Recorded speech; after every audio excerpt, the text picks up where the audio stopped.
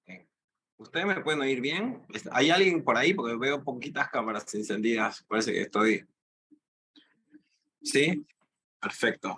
¿Alguien quiere usar el micrófono para ver si yo los oigo? Te escuchamos muy bien, profesor Juan Perfecto. José. Gracias. Gracias. Bueno, ¿qué tal? ¿Cómo andan? Hoy va a ser una clase en la que ustedes me van a tener que ayudar mucho porque yo me he olvidado mucho de pasajes bíblicos, así que yo voy a aludir a algunos y ustedes me van a tener que ayudar buscándolos o si ya se los saben de memoria, citándolos en algunos casos. ¿Les parece? Así hacemos un poco más interactiva la clase también y vamos a ver algunas cosas.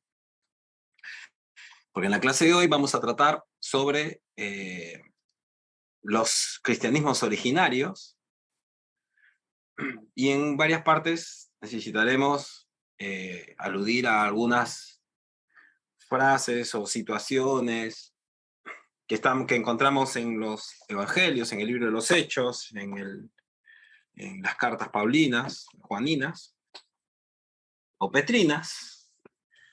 Y bueno, nada, eso, que para darles una lectura histórica, teológica, ¿no? De edificación. Así que, bueno, no sé si estoy pensando, estoy viendo esto.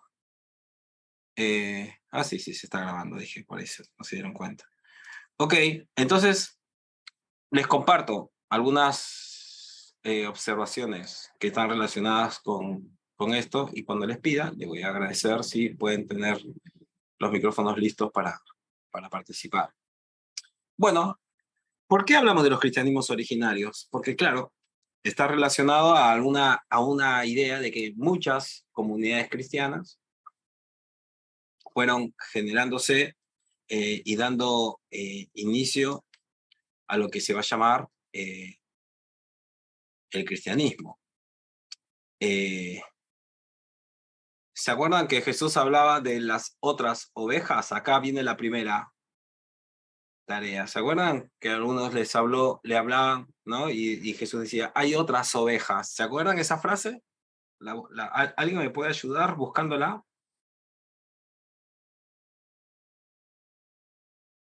La veo ahí a Norma que la está buscando, pero no sé, o está amagando nada más que la está buscando. No será como en el colegio, ¿no? Que cuando nos preguntaban algo, uno decía, sí, sí, y se agachaba enseguida. ¿Quién me puede ayudar? Y todos agacharon la cabeza para que... ¿Se acuerdan de las otras ovejas?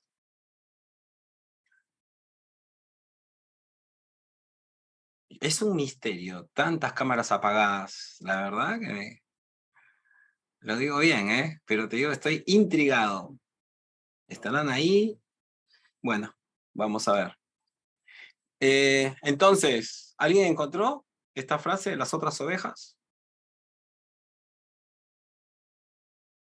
¿Nadie? ¿Sí? Jaime, pero si encontraste, Jaime, lo de las otras ovejas, Jaime Nostroza, ofrecete entonces voluntario para leerla, así vamos con la dinámica. ¿Quién más encontró? A ver. Chanica, pero Chanica está con cámara apagada. Norma, a ver, no, Norma. Chanica, no me dijiste cómo se pronuncia tu nombre, Al final. Ahí va. Uy, te apagué el micrófono, Norma. Ahí va, otra vez. Ahí va. Juan 10 Sí. del 16 al 18, profe. Dale, léelo entonces. Dice, también tengo otras ovejas que no son de este redil. Aquellas también debo traer y oirán mi voz, y habrá un rebaño y un pastor. Por eso me ama el Padre, porque yo pongo mi vida para volverla a tomar. Ajá. ¿Sí? Bueno, sí, muchas gracias. Fíjense, Jesús está enseñando en ese pasaje de Juan y está dirigiéndose fundamentalmente a una comunidad judía. Y luego, sin embargo, nos encontramos con que habla de otras ovejas. Es importante ver la figura. Las sigue llamando ovejas, pero dice que son otras y que son de otro redil, además, que no forman parte ahora del grupo que le sigue. Pero dice, ¿sabes qué? Norma, te voy a pedir un favor, para así lo hacemos bien. participativo esto. Ahí en el chat poner el pasaje bíblico que acabas de leer. Juan 10, 14 al 16. Va a ponerlo ya para que lo diga. Para que los demás lo vayan tomando nota, los que están, vayan a saber quiénes están. Y entonces, fíjense que Jesús, desde su propio ministerio, él ya menciona que hay otros seguidores. Pero fíjense, él no vincula estrictamente el ser seguidor de Jesús o compartir la visión del reino de Dios con ser de su mismo rebaño. Esto es algo que me parece sumamente valioso. Ahora, él cuando dice otras, no lo dice de forma despectiva, ni lo dice como quien dice, bueno, estos son los malos, los inferiores, los que no son tan cristianos como yo, o tan buenos como yo. Este es un detalle sumamente importante. ¿Cuál es? Es el analizar el lenguaje, el vocabulario que usa Jesús cuando se expresa con relación a otros. Después, Jesús va a orar, ¿se acuerdan esta oración? También voy a darles una manito. También en Juan, a ver, alguien escribió en el chat, a ver si ya tiró el pasaje. Las otras puede referirse a los gentiles, puede referirse, Gisela, a judíos de la diáspora, no se sabe a ciencia cierta quiénes son. Y lo mismo que Isaías, cuando habla de los pueblos que van a volver y todo, algunos piensan que se refiere a los gentiles, pero los investigadores especialistas en Isaías afirman que se refería a judíos de la diáspora. Acuérdense que en Hechos, capítulo 6, vamos a ver que se habla de las griegas y de los judíos, y algunos piensan que se refería a los gentiles, y no, los griegos son ahí judíos de la diáspora. Ahora vamos a explicar un poquito más si necesitamos esa explicación. Bueno, entonces, que sean uno, no significa Jesús va a orar por esa oración. ¿Se acuerdan qué pasaje está eso? Del Evangelio de Juan. Sígame la consigna, porfa, si no nos quedamos en otro tema. Dele. Y escriban, le voy a pedir por favor no mensajes directos, sino al grupo para que todos podamos escuchar la conversación ahí, ¿está? Entonces, usemos el chat como para interactuar, si no quieren hacerlo verbalmente o con cámara, que sería más importante. Chanica, te quedaste con la cámara encendida, ¿no? Esto de la unidad, ahí va, ahí te autoricé. Esto de la unidad, entonces que sean uno, ¿se acuerdan en qué parte está de Juan? Juan 17, del 21 al 23. Sí, dale, a ver, ayúdame. Espérame, vamos a hacer una aclaración importantísima. ¿Cómo sos? ¿Chanica, Chánica o Chanica? Para llamarte bien. Puede ser Shanika o Shanika, como se sienta más cómodo. Pero a vos, ¿cómo así en el barrio, en la iglesia y todo, cómo te? Shanika y Shanika, los dos. Ok, Así que bueno, no tengo problema listo. con ninguno de los dos. Gracias. ¿Lo lees entonces, por favor? ¿Es ¿Cómo Juan? no? Juan, capítulo 17, verso 21, dice, Padre, que todos sean uno, como tú, oh Padre, en mí y yo en ti, que también ellos sean uno en nosotros, para que el mundo crea que tú me enviaste. Muchas gracias. Muchas gracias. Si lo puedes anotar en el chat, estaría buenísimo. Solamente Chánica, no el resto. Ella, para que no sea una confusión el chat y una mezcolanza. Fíjense, la oración de Jesús también va a hablar, para que hable de unidad, debe de haber diversidad. Si no, no hay unidad. Si no, es uniformidad. Pero Jesús no habla de uniformidad. Jesús habla de unidad. Y la unidad es solo posible en la diversidad. Cuando hay una voluntad de estar juntos, estar juntas, de conversar, de hacer acuerdos, de coexistir saludablemente, de no dañarse, no lastimarse. Entonces, no presupone uniformidad. Es que la iglesia cristiana, ni Jesús jamás predicó la uniformidad. Porque la uniformidad presupone violencia. No hay forma de violencia. Presupone modelos. Presupone diseños. Y ese lenguaje es un lenguaje violento. Porque obliga a que la gente tome formas que no les son propios, pero a las que son obligados a hacerlo por un concepto determinado de estabilidad, normalidad, de lo que se quiera llamar, ¿no? Entonces, en un momento cuando teníamos una hermanita en la iglesia, que 8 o 9 años le gustaba jugar al fútbol. Nosotros tenemos actividad con niños del barrio, y muchos de ellos son chicos en situación, son migrantes peruanos, paraguayos, venezolanos, colombianos, y entonces armamos diferentes actividades, entre ellas de fútbol, a veces, de niños. Y las chicas querían jugar. Y en momentos decían, bueno, los chicos con los chicos, las chicas con las chicas. Y uno dijo, ¿por qué? Entre los niños. Yo no sé por qué, tampoco dije, yo qué sé, yo estoy. Y siempre se hace fútbol mixto.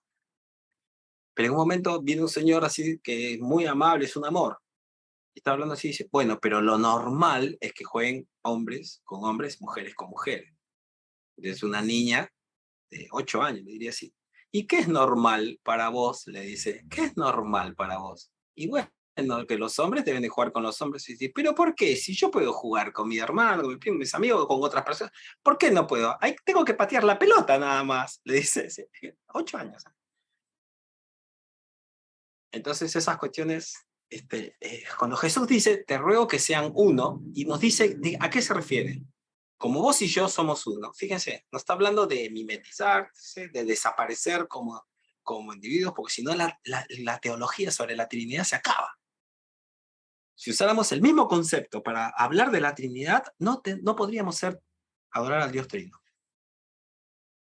Por eso hay Padre, Hijo y Espíritu Santo, que se vinculan como unidad. Y fíjense qué enriquecedor esto, porque Jesús entonces reconoce que en los cristianismos, o los seguidores, en sus seguidores,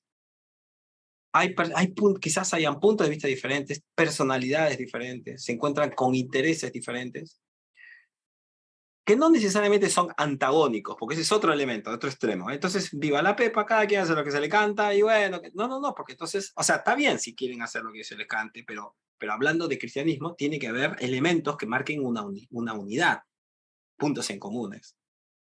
Eso es una tarea que hay que discernir, pero no uniformidad, como a veces se predica. Entonces, ya Jesús está hablando de esto.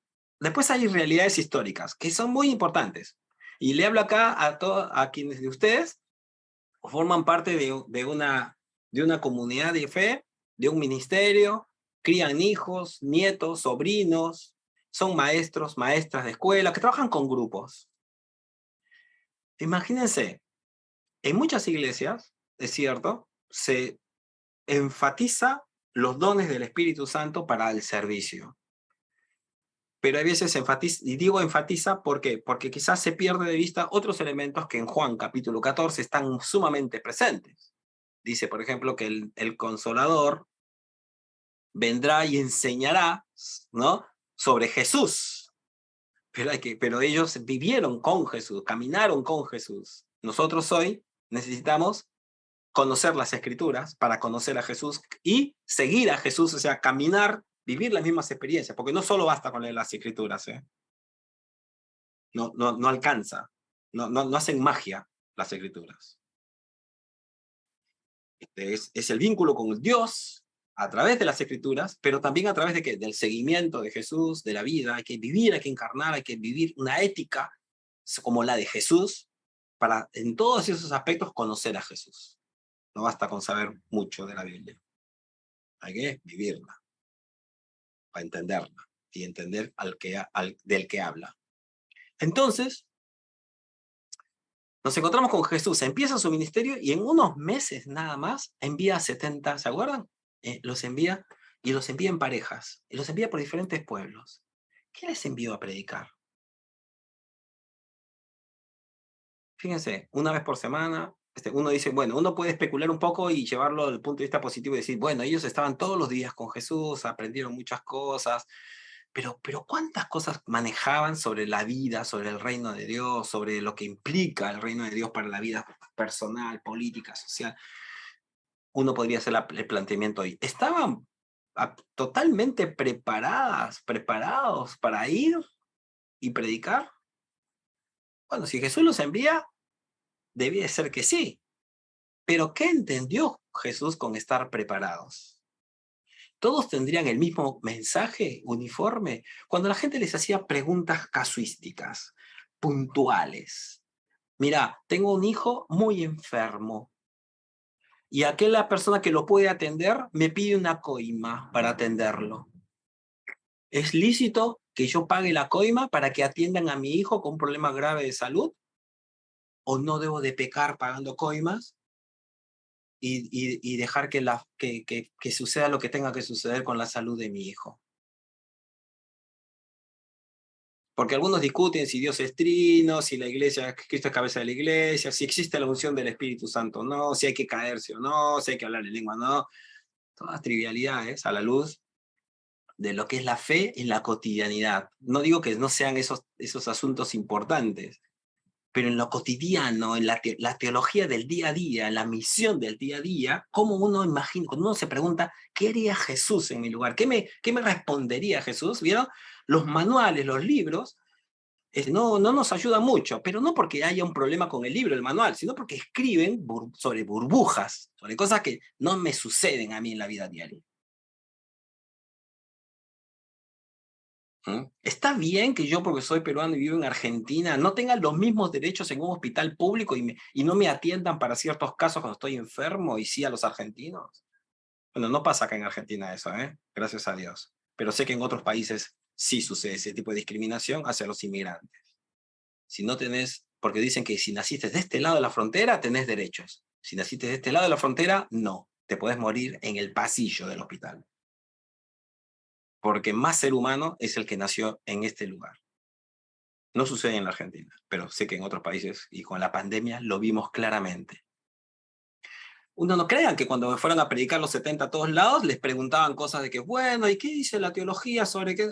No, les preguntaban cosas cotidianas, cosas donde ellos querían ver a Dios. ¿Estaban los 70 listos? ¿Todos dieron las mismas respuestas? ¿Hubo uniformidad de criterios?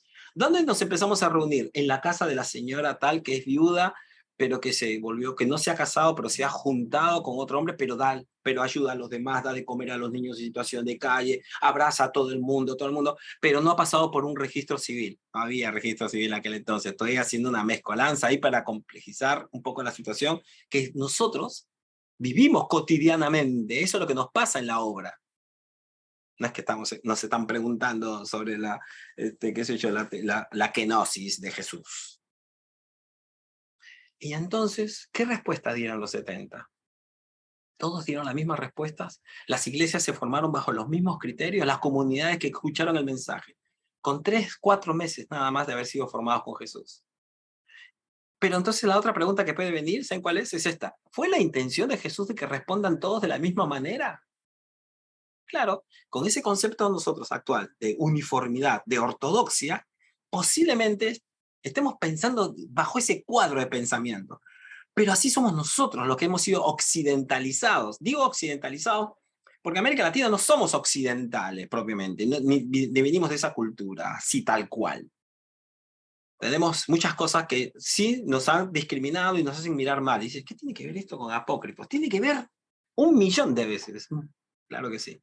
Porque lo que hemos recibido sobre la visión de los apócrifos y de los comienzos del cristianismo están muchas veces influidos por las perspectivas culturales, políticas, filosóficas, teológicas que hay sobre lo que es lo bueno, sobre lo que es el orden. Por ejemplo, no sé si han escuchado, seguramente que sí. Ahora salió de moda en decir que Dios es un Dios de orden. Entonces, si los latinos quedamos presos, porque todos llegamos tarde, porque si nos encontramos con un buen amigo en el camino, nos ponemos a conversar, nos abrazamos, nos contagiamos, comemos, nos queremos así de esa manera. Y no, pero hay que empezar a la hora, pero hay que terminar a la hora, pero hay que entregar. Y hay algunos influidos por el capitalismo que hasta educativamente se mueven así, como soldaditos. Hay que llevar las cosas en orden, hay que hacer las cosas bien, porque se han hecho sinónimos bueno con ser robotitos.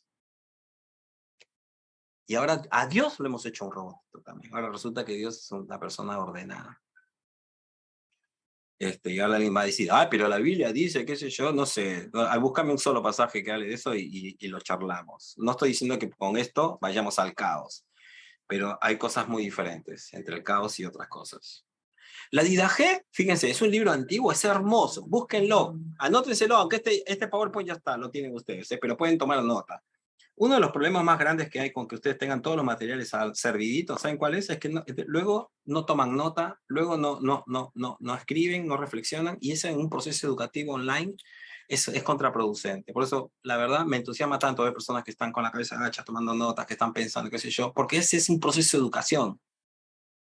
Pero bueno, la Didache y el testimonio de los profetas y apóstoles se van a diferentes pueblos. Esto es algo muy lindo. Fíjense, la Didache es un escrito que se piensa que es tan antiguo como el Evangelio de Marcos, o por lo menos del siglo I.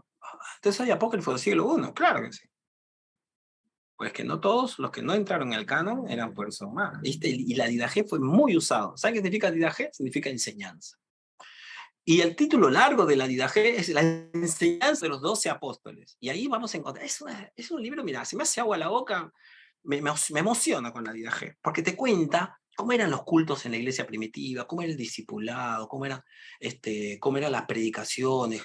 Entonces ahí te habla de apóstoles que iban a pueblo en pueblo y dan consejos. Y dice, por ejemplo, si un apóstol viene a predicar a la iglesia, y viene y te pide, esto significa lo mismo en toda América Latina, ¿no? Creo que es un lenguaje internacional, ¿no?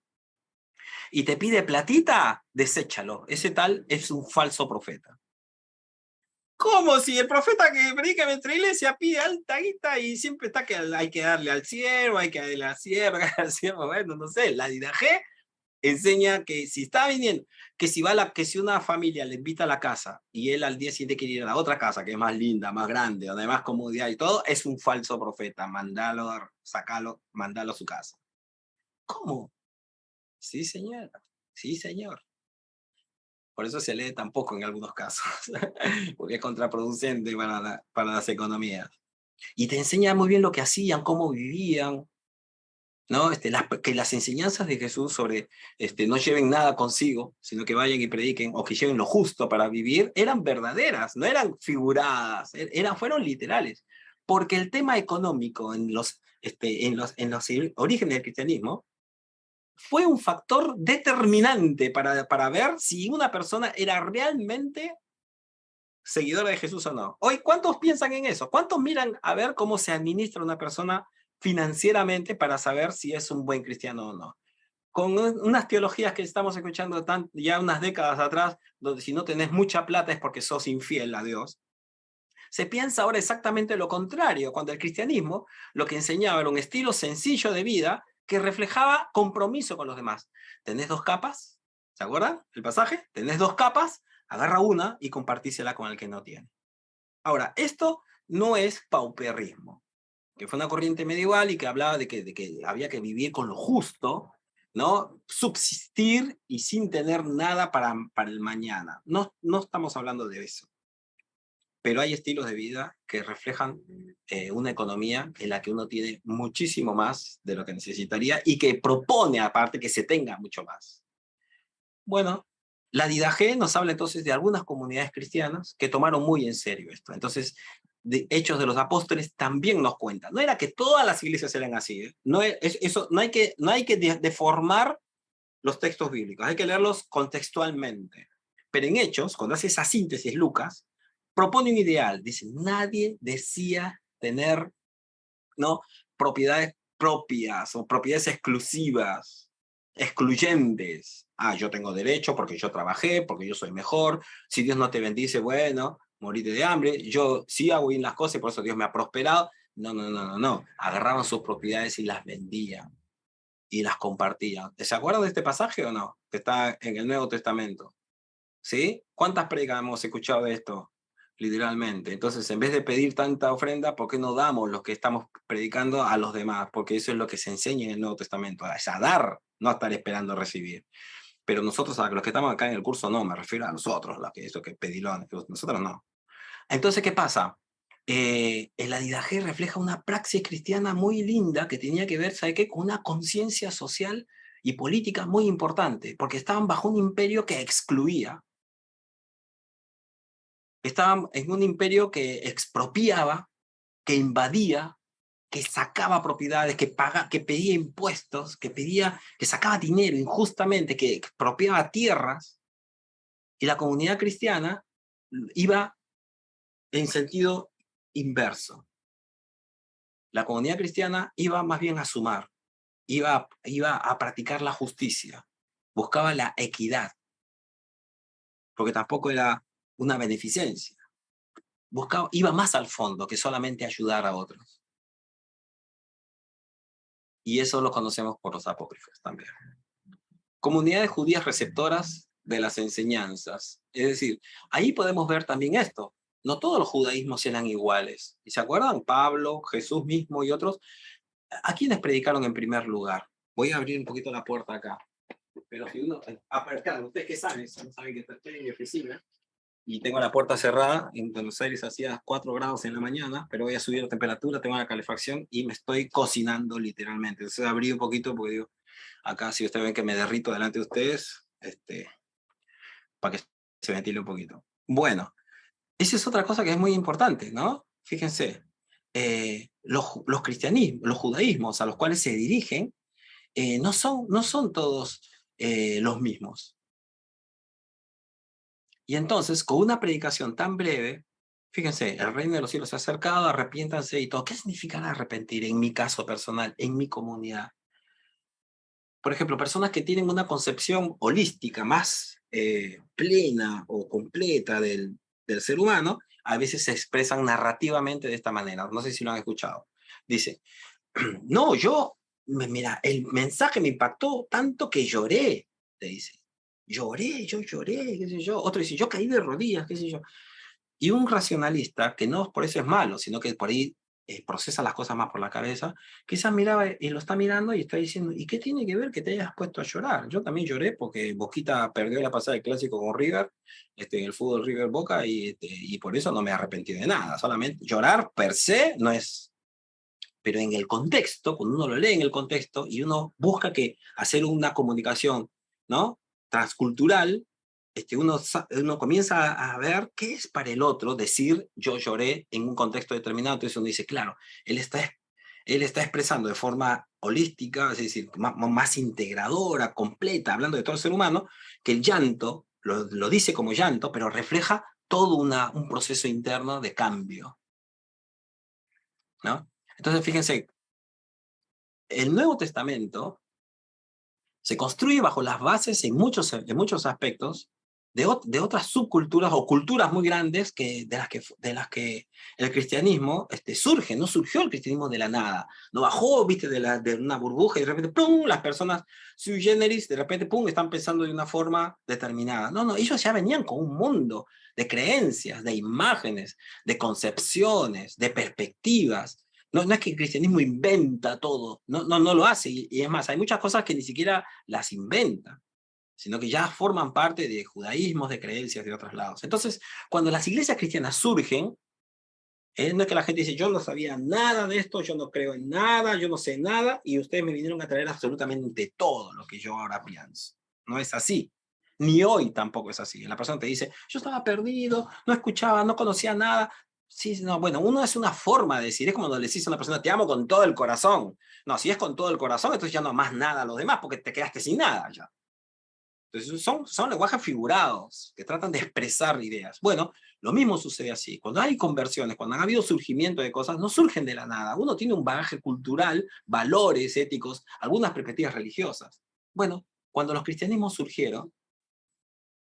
surgen en relación a comunidades judías, algunas gentiles luego, que ya traen algunas concepciones sobre la divinidad, sobre lo que es las relaciones unos con otros. Es imposible en perspectivas históricas, sociológicas, pensar que ellas fueran uniformes, que todas pensaran igual sobre todos los temas. Y la diversidad no reflejaba necesariamente una vocación de discrepar, de decir herejías, porque también luego podemos entrar a discutir, y esto no lo sabemos en esta clase, pero ¿qué queremos decir cuando decimos herejía? ¿No? Pero bueno, los evangelios canónicos con sus puntos de vista en común, pero también tienen diferencias. Marcos capítulo 9. Marcos capítulo, estoy pensando, y Mateo capítulo 19, sobre el divorcio. ¿Piensan lo mismo? 1 Corintios capítulo 7 ya no es un evangelio. ¿Piensa lo mismo sobre el divorcio? No, hay diferencias. Sobre el ministerio de las mujeres, Lucas, con Marcos, con Juan, tienen las mismas perspectivas. Sobre los vínculos con los gentiles, los evangelios canónicos, tienen las mismas perspectivas. Claro, si no, pues ustedes ya han hecho estudios sobre los sinópticos, ¿no es cierto? Creo que en otro diplomado, hace poquito nada más, ya les han dado la teoría y les han dicho, y nos han ayudado a leer más analíticamente sobre los textos y sobre la riqueza que hay con diferentes perspectivas. Ahora, si vos formas parte, escúcheme ahora, contextualmente, ahí parece que traté un tema que ¡pum! Porque ya pidieron la palabra, ahora la vamos a dar. Si vos estás en un contexto, escúcheme, porque en América Latina se da mucho, pero a veces nos quedamos calladitos, donde jovencitas de 14 años son instruidas, conducidas, para no decir obligadas, ¿está? Voy a evitarlo, ¿está? Conducidas, instruidas a casarse con hombres de 35. ¿Cómo verías vos el tema del divorcio? ¿Lo verías con los mismos ojos si formaras parte de una sociedad de personas que se casan a los 28, 29 años, con pleno uso de conciencia, con las posibilidades libres de tomar decisiones? Cuando se trata de chiquitas abusadas sexualmente, que luego, para evitar la vergüenza, las obligan a casarse con el que las violó, pero que no se vio como violación, no se usa la palabra para disimularlo. ¿Verías la misma forma de hablar del divorcio? Que cuando se trata de un contexto, cuando se trata de jovencitos que querían escapar de la casa de la guerra y otros lados y que se van, emigran a Italia, a Estados Unidos y todo, porque todos acá seguramente tenemos un primo, un hermano, alguien que se ha ido y se casó por los documentos. No estoy diciendo que hay que hacer, lo que digo es que seguramente el tema se plantea de diferentes lados. Bueno, Marcos no fue escrito en el mismo lugar que Mateo contextualmente, no tenía que predicar el evangelio en el mismo lugar y seguramente surgieron algunas propuestas diferentes en las que, teniendo muchos elementos, fundamentalmente elementos en común, tuvieron también algunos temitas en las que hubo, no voy a decir discrepancias, pero sí otros puntos de vista a tratarse. Entonces allí, allí seguramente se pueden ver particularidades que hay que tomar en cuenta. Las comunidades paulinas, petrinas, juaninas, no siempre reflejan las mismas preocupaciones, ni las mismas visiones, ni la misma forma. Por ejemplo, episcopos, ¿es lo mismo que pastor? En todas las cartas, el término nada más significa lo mismo. Y si no significa lo mismo, ¿qué tipo de iglesia se formaba en torno a los episcopos? ¿Y qué tipo de iglesia se formaba alrededor de los pastores o de los ancianos? ¿Qué tipo de organización de relaciones de poder, de comunidades, de concepto de lo que es la iglesia se generaría en lugares donde había una gran necesidad económica y social, donde había muchos esclavos, por ejemplo? Las comunidades de fe que estaban compuestas fundamentalmente por esclavos, porque de estas, sí, no lo hemos oído, pero era una gran parte de la población cristiana, de los cristianos del siglo I, eran esclavos. Violados de a los 8 o 9 años. Lo voy a decir las cosas como son porque cuando se dibujan, lo que pasa es que no se entiende, ¿me entiendes? Creen que uno está exagerando. Esto lo dicen las investigaciones históricas, antropológicas, culturales, teológicas, violados a los 8 o 9 años, usados como objetos sexuales, propiedad de otras personas, sacados del vínculo con su madre, con su padre, porque los vendían como mercadería. Algunos de ellos no procedían precisamente de los pueblos en donde habitaban, sino que los traían de muy lejos, así que hasta el idioma lo tenían que aprender obligadamente, maltratados físicamente, sin derechos a un juicio, sin derecho a apelar a la justicia. Crecían su vida así. Se enamoraban de una mujer, los usaban como sementales, las usaban como procreadoras. Tenían los hijos y se los llevaban y los vendían a otras personas. O sea, esa era la vida de muchos esclavos. Las usaban como objeto sexual. Y entonces, ¿cómo se entiende fornicación en ese contexto? por ejemplo. ¿Cómo se entiende relaciones sexuales entre personas del mismo sexo en ese contexto? ¿Cómo se entiende adulterio en ese contexto? Paternidad, maternidad. Ahora, si yo quiero hacer, como este no es un curso de pastoral, que es un área que yo trabajo hace décadas, me dedico a eso, soy pastor hace 27 años, replantéate otros conceptos que están semejantes. Matrimonio en el contexto o relaciones económicas, financieras, relaciones sociales, justicia en un contexto diferente. Por ejemplo, tener el test de piel que tengo yo en una ciudad blanca como capital federal en Buenos Aires, Argentina. Idoneidad, justicia, trabajo. Hay un montón de temas que las comunidades de fe tuvieron que reelaborar, pensar, responder. Y de muchos criterios necesitaron ponerse en juego para poder seguir respondiendo al Espíritu de Jesús.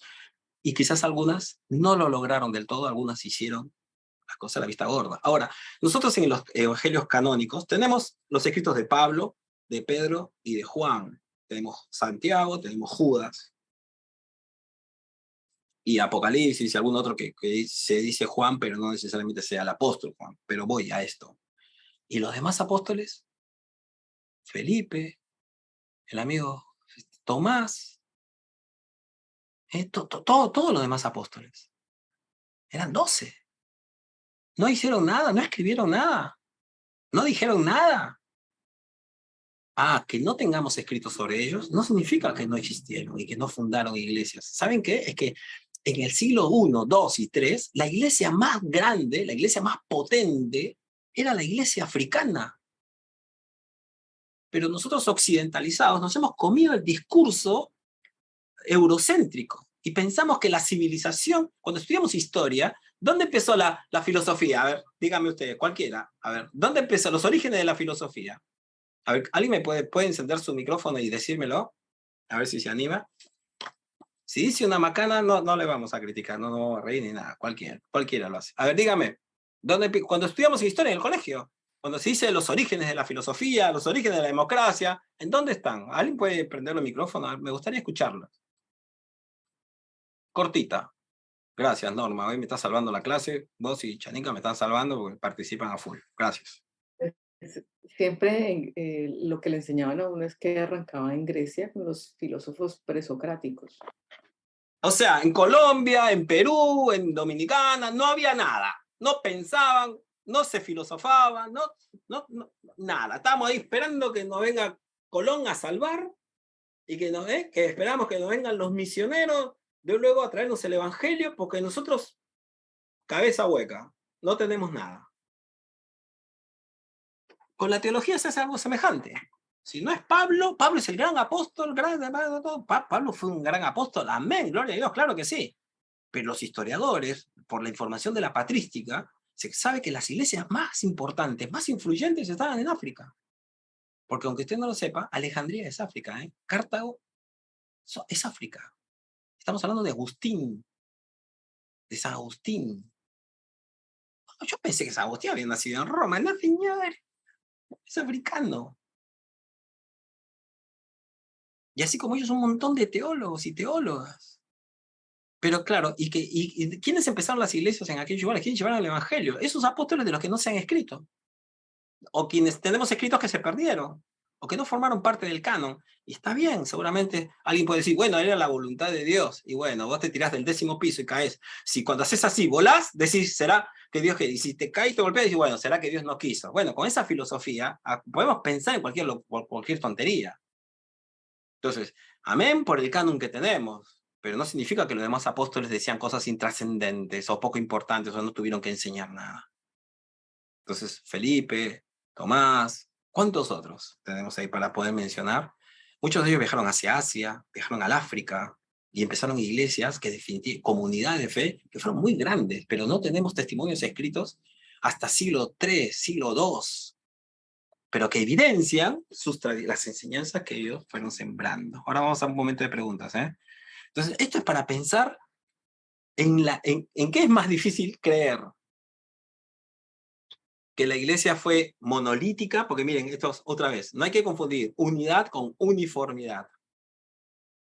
Y no hay que creer que lo monolítico necesariamente es más saludable. Cuando se trata de seres humanos creados a imagen y semejanza de Dios, con diversidad de culturas, de rasgos físicos, de hombres y mujeres, cuando pensamos en diferentes perspectivas de lo que es lo social, lo político, lo económico, las prioridades en las relaciones familiares.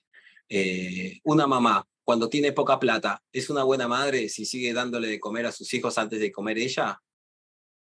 Si se compra un vestido, ¿es mala madre si se compra un vestido o le compra el regalo que quería su hijo? Dice, ay, sí, porque la madre es sagrada, porque la madre tiene que darlo todo. Y si tu hijo tiene 27 años, hay madres que todavía hacen eso. Y culturalmente todavía están que le dan la sopita, le tienen la cama y todo. Pero va a depender de cada cultura también. Entonces, fíjense, estas cosas son las que preocupaban a los evangelios.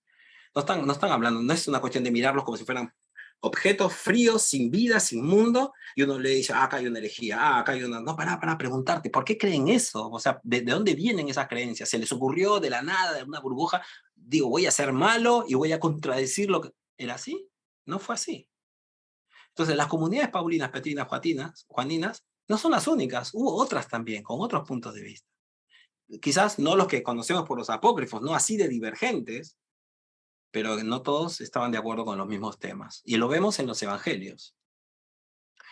Entonces, hay una visión que es dominante y que ha dominado en la iglesia ortodoxa o conservadora, depende cómo ella se entienda, porque depende. Por ejemplo, para algunos ortodoxos, acuérdense, los evangélicos somos protestantes, somos las ovejas descarriadas, somos los perdidos. Hasta hace un siglo no podíamos enterrar a nuestros muertos en los cementerios. Escúcheme, esto no es para incentivar un rencor contra nadie, contra otras iglesias, ni nada. Pero a veces los evangélicos olvidan que hemos pasado, que nuestros abuelos, creyentes, pasaron. Yo soy pastor de una iglesia hace 115 años. Yo no puedo pensar, porque vengo de una iglesia de 10 años de antigüedad o 20, como si no hubiera existido nada antes que eso. No nos dejaban enterrar a nuestros muertos. Nuestros matrimonios no eran lícitos y no pasaban por la iglesia católica. Nuestros hijos eran bastardos. Entonces, ese pensamiento único, ortodoxo, uniformista, nos hizo daño, nos mató, nos persiguió. O sea, no podemos volver atrás y ahora nosotros comenzar a hacerlo contra nosotros porque comenzamos a hacer un poco más. Hay que pensar. Entonces, la visión de Eusebio de Cesarea, este es un historiador que ha influido mucho en la visión de la historia de la iglesia en sus primeros siglos. Primero que es uno de los pocos escritos que se conservan de la época y que narren los orígenes del cristianismo con relación a los apócrifos. Entonces, lo que él hace, un escrito del siglo III, hace una mirada, siglo II, siglo III, una mirada retrospectiva, es decir, él por siglos de diferencia, mira y relata los orígenes del cristianismo. Y lo va a relatar de una manera determinada. No lo hace porque es un manipulador ni un mal tipo, como a veces se va en el Discovery Channel, porque va a inventar cosas por maldad. No, tampoco es la pavada. Lo que hay que pensar, sin embargo, es que refleja un punto de vista quizás contextual, necesario para la época, pero que no era único. Entonces, es un escrito que procura presentar a los cristianos como afines a la visión del imperio, porque eso es o nos persiguen y nos matan, y nos siguen matando, o nos siguen viviendo situaciones hostiles. Escúcheme, si les sirve escribir estas cosas, sepan que esto está este PowerPoint está en el aula, pero si quieren notar las cosas extras que hay a ustedes que se les ocurre, háganlo porque es un buen proceso de estudio. Así uno se aprende o retiene más cosas.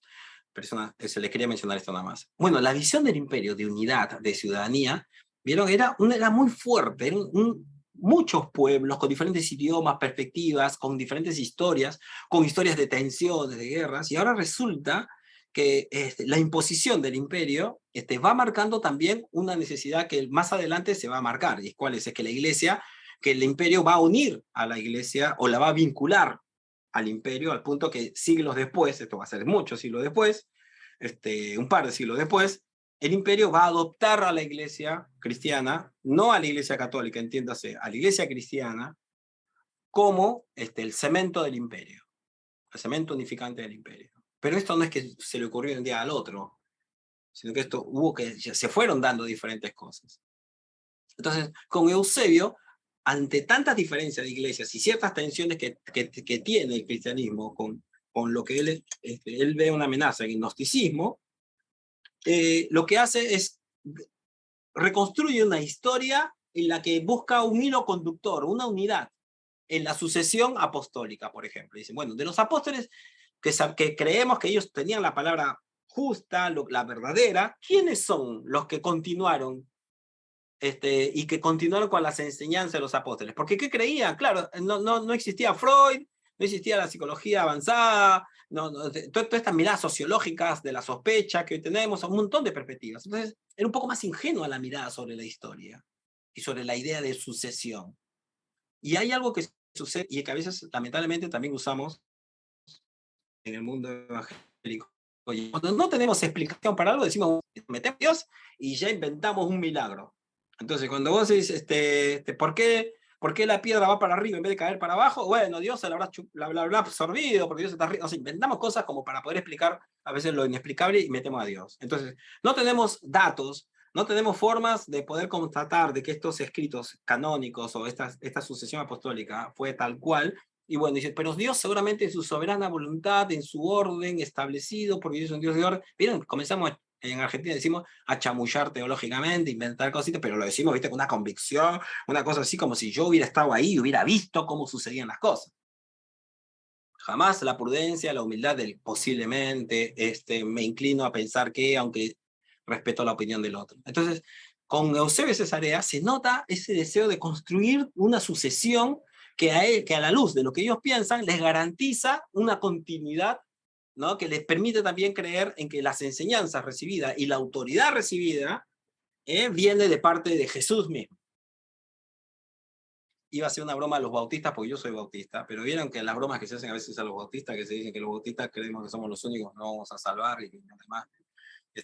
¿No? Y hay un librito que lo tengo guardado hace 25, no sé, 40, 50 años, que se llama El rastro de la sangre. No sé si ustedes sean, por ahí son jóvenes y no escucharon de ese libro, pero que hablaba de que los bautistas procedíamos no de Jesús, de Juan el Bautista, o sea, hasta mejores que Jesús en algunos casos. Y esto ya a manera de broma, ¿no? No somos así los bautistas, pero así nos hacían estas bromas, como para mencionar. Sí, Chanica, ¿querías comentar algo? Sí, basado en eso mismo que usted estaba diciendo, que nosotros a veces ante la falta de explicación, por utilizar una palabra, acá en Panamá se usa mucho para lo que no tenemos explicación, Deuteronomio 29:29. Las cosas ocultas son para el Señor, las reveladas nos las da a nosotros, o sea, pero no nos damos el tiempo para abrir nuestra mente y pensar un poco más allá, exacto. Sí, es un texto que a mí me gusta también, o sea, no es que lo practico porque yo tengo eso de decir cosas como si yo hubiera estado ahí, pero me parece que es un pasaje muy sabio para tener presente, ¿no? Las cosas reveladas han sido dadas para que las conozcamos y las ocultas hay que saber que no las conocemos y podemos desarrollar teológicamente algunas cosas, pero la prudencia nos hace decir, ¿no? Posiblemente, me inclino por, creería que, y nos ayudaría a pensar. Bueno, la historia que va a desarrollar Eusebio Cesarea de los orígenes del cristianismo y la sucesión apostólica, de los escritos sagrados, de quién fueron los autores de los evangelios, los verdaderos autores de los evangélicos, así, están más próximas a una geografía, que viene de la palabra aios, significa santo, y sería acá una historia de los santos, un libro, un escrito testimonial, pero no refleja necesariamente un libro histórico, científico, como nosotros hoy podríamos decir. Es como seguir creyendo para los peruanos o bolivianos que Manco Cápac y Mama Oyo realmente salió del lago Titicaca y que fundaron el imperio de los incas. O sea, seguramente eso no lo creerías, pero no porque no creas que una persona puede salir debajo del agua y fundar todo un imperio, sino porque quizás en algunos detalles te das cuenta que tiene que ver un poco con la creatividad, ¿no? Y el deseo de mostrar que estas figuras eran sumamente importantes. Bueno, en algunos relatos históricos, ¿no? En los que a veces descartamos para algunas cosas, otras las tomamos muy en serio cuando pueden ser convenientes. Entonces, lo que dice Eusebio es mentira. No, es que no vayamos a la mirada de polarizar y todo, decir todo es verdad, todo es mentira. No pasa por verdad o mentira, pero sí pasa por la forma como a veces las personas tenían en la antigüedad de contar los hechos y las historias. El problema es que tenemos es que a veces que creemos que es el único relato y que no hay otros con los que podemos coexistir. Y que dan las evidencias históricas, arqueológicas, lingüísticas, que cuando uno encuentra escritos, por ejemplo, como diversidad de escritos no canónicos y que son llamados como apócrifos, ¿vieron? Como no responden a esta mirada lineal de Eusebio Cesarea, los mandamos allá al sector de herejía y los descartamos. Pero ¿qué pasa? Personas con un poco más de objetividad, con menos deseo de lograr una visión sectarista o exclusivista de la fe, lo miran con otros ojos. Y hoy, como dije en la primera clase, las nuevas generaciones, los jóvenes que vienen de una cultura más dialogante, no todos, vamos a decir la verdad, quizás hay una esperanza en ellos, están al mundo web, que significa red, que significa relaciones, no están acostumbrados a que les guarden las cosas, a decir, no, de esto no se habla, que se calle. No, eso lo ven como una amenaza, como algo éticamente insalubre, que no está bien, les molesta, y me parece perfecto que sea así, y cuando se informan de estas cosas, o nos tratan al resto de cerrados, de personas violentas, o personas desinformadas, ignorantes, por cuenta propia, porque están ahí dando vueltas. Entonces, la necesidad de pensar más ampliamente desde perspectivas historiográficas contemporáneas. Entonces, si vos no crees que Mama Oyo y Manco Cápac fundaron el Imperio Incaico y que salieron del agua y todo, porque sabes que es un mito, qué sé yo y todo, bueno, usá criterios semejantes para mirar otras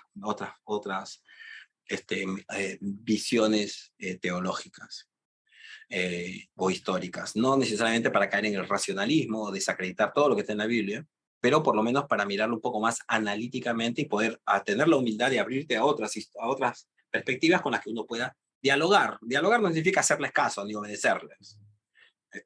Son miradas, eso de obediencia, de sujeción, el término líder, todas esas cosas vienen de otro lenguaje empresarial que tiene que ver con otra forma de relaciones humanas que no tienen que estar en la iglesia. Así que bueno, vamos a pasar unos minutos de preguntas y pasamos ahora a otro tema, a los temas, a la evidencia de los textos bíblicos. Vamos a tener, si les parece, 10 minutos para preguntar. Mi amigo Isidro, Israel, estoy esperando que me haga la propuesta de regalarme un librito o algo, pero nada hasta ahora. Y eso que lo trato re bien. Buenos días, profe. Bendiciones. ¿Me escucha? ¿Qué tal? Profe? Te escucho perfectamente. Un poquito bajo, pero te escucho. Profe, no sé si pudiera yo regresarle una pregunta a una clase anterior. Lo que pasa es que como nos dedicamos a la venta, ¿verdad? Entonces ahí estamos en línea, pero nos cuesta un poco poner atención. Pero repasando la lección, me llamó la atención el texto de protocanónico del Evangelio de Santiago con relación al tema de María. Y ahí hay un texto que dice el sacerdote: el Señor ha engrandecido tu nombre por todas las generaciones, pues al fin de los tiempos manifestará en ti su redención a los hijos de Israel. Hay dos cosas, no sé si la estoy leyendo bien, y si la estoy leyendo bien, me nace una pregunta, que si el sacerdote tenía una profecía con relación a la vida de María también, porque por la forma en que habla de ella, ¿verdad? No sé, algún aporte, conocimiento. Sí, bueno, me oyen bien, ¿no? Porque me quedé sin audífonos. ¿Me oyen bien? Sí, ¿no? Ok. No los había cargado la batería. Gracias, Isidro. Muy buena observación y me alegra ver que has estado leyendo el texto.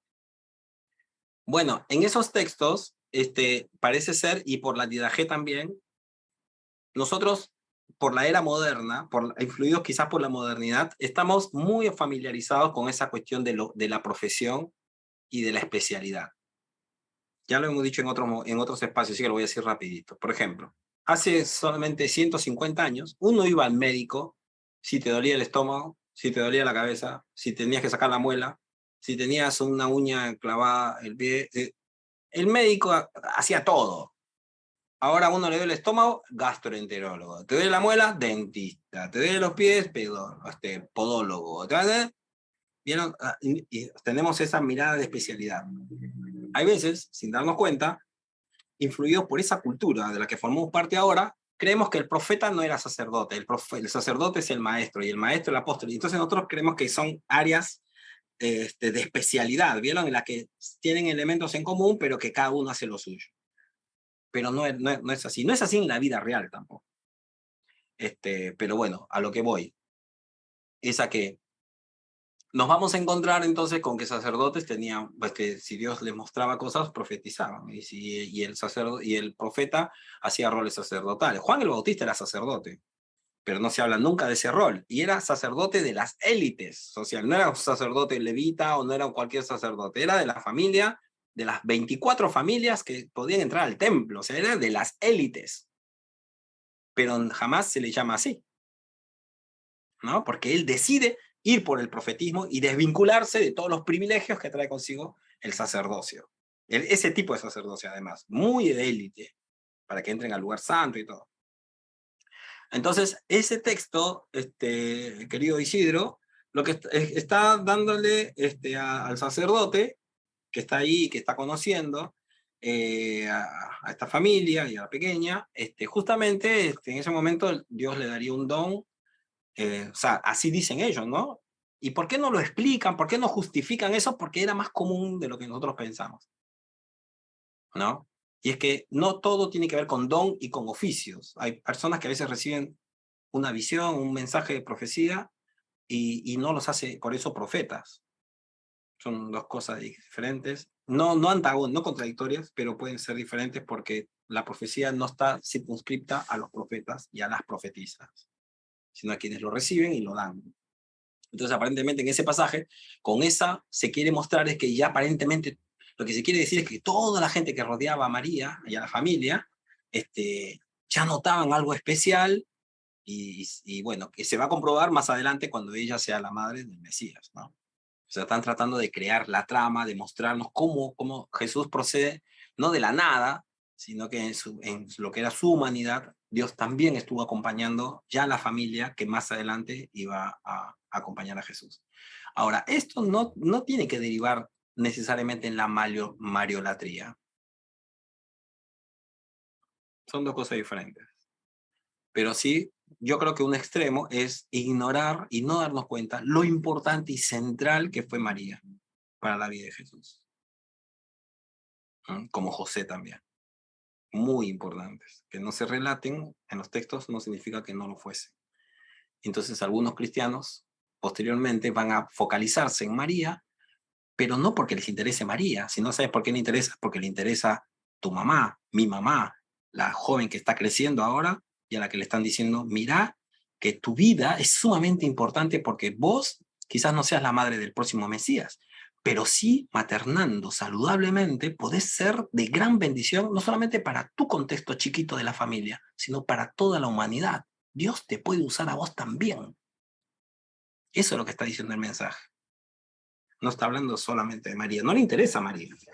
Le interesan las mujeres que a veces se sienten postergadas y que piensan que no hacen nada o que no sirve para nada su rol, su tarea. Y que acá está mostrando la importancia que tienen. Bueno, Rocío, desde su punto de vista, uno puede discrepar o no en algunas cosas, pero ese elemento va a tomarlo en cuenta. Gracias, Rocío. Y ya vamos terminando con Rocío. Buenos días, pastor. Gracias por el tema. Cuando se habla de la iglesia primitiva, se habla de la unidad. Y qué interesante que usted dijo de la unidad que se refiere a la diversidad, ¿no? Y no a la uniformidad. Y en la iglesia primitiva, en Hechos, dice que ellos, por ejemplo, acá en Hechos 2:12, perseveraban en la doctrina, en los apóstoles, en la comunión unos con otros, en el partimiento del pan y en las oraciones. Y cuando se habla del pan, ¿se refiere a la Santa Cena o se refiere al partimiento del pan en las casas? Es que una cosa no quita la otra. Nosotros hoy tenemos los dos momentos separados. Es más, hoy nosotros hablamos Santa Cena y damos un pedacito de pan así nomás. Eso es me está vacilando. Yo vengo a algunos, y eso, ¿sabe cómo? En nuestra iglesia, por años, hemos sido, a ver, lo voy a decir bien. Nuestra iglesia trata de ser inclusiva, abierta.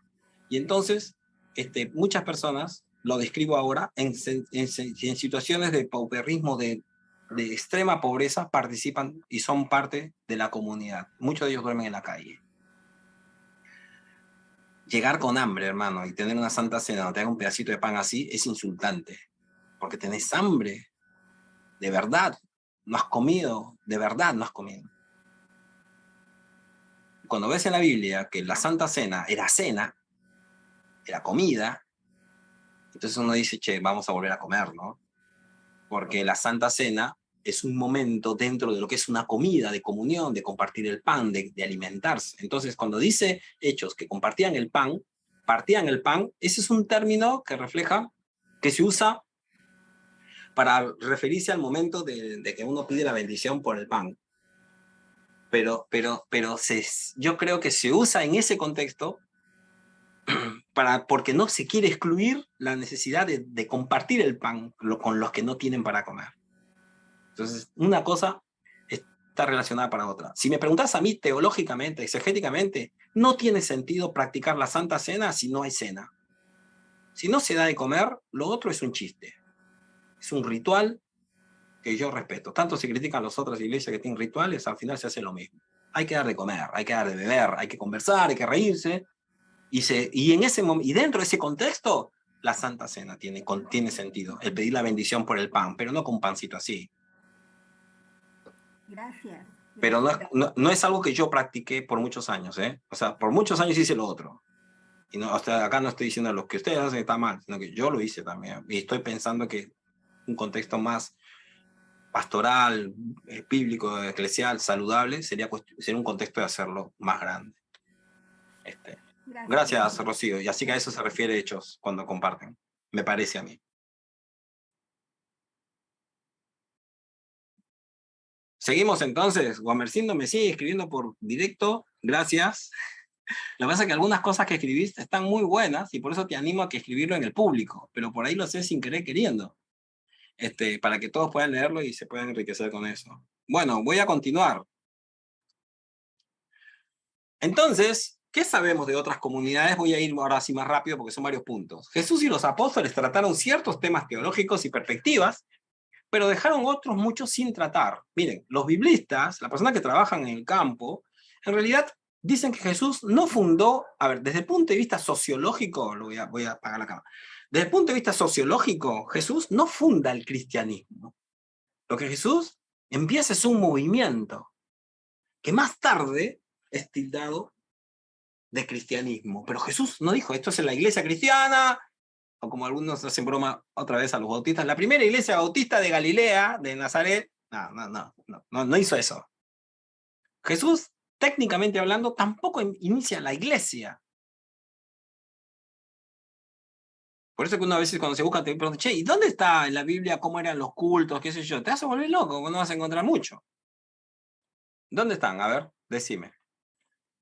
Si tuviera la centralidad que tiene hoy para nosotros, porque hoy para nosotros no hay iglesia sin culto, es como que ir a la iglesia es ir al culto. Fíjense, nosotros a veces cuando decimos voy a la iglesia, vos en realidad lo que estás diciendo es que vas a un culto, no vas a la iglesia. La iglesia somos nosotros. No hay nada más menos evangélico que hablar de esa manera, pero ya nos hemos acostumbrado. Hasta incluso los templos, los edificios los llamamos iglesia, pero somos evangélicos y hablamos de esa manera. Y bueno, qué sé yo, ya nos acostumbramos.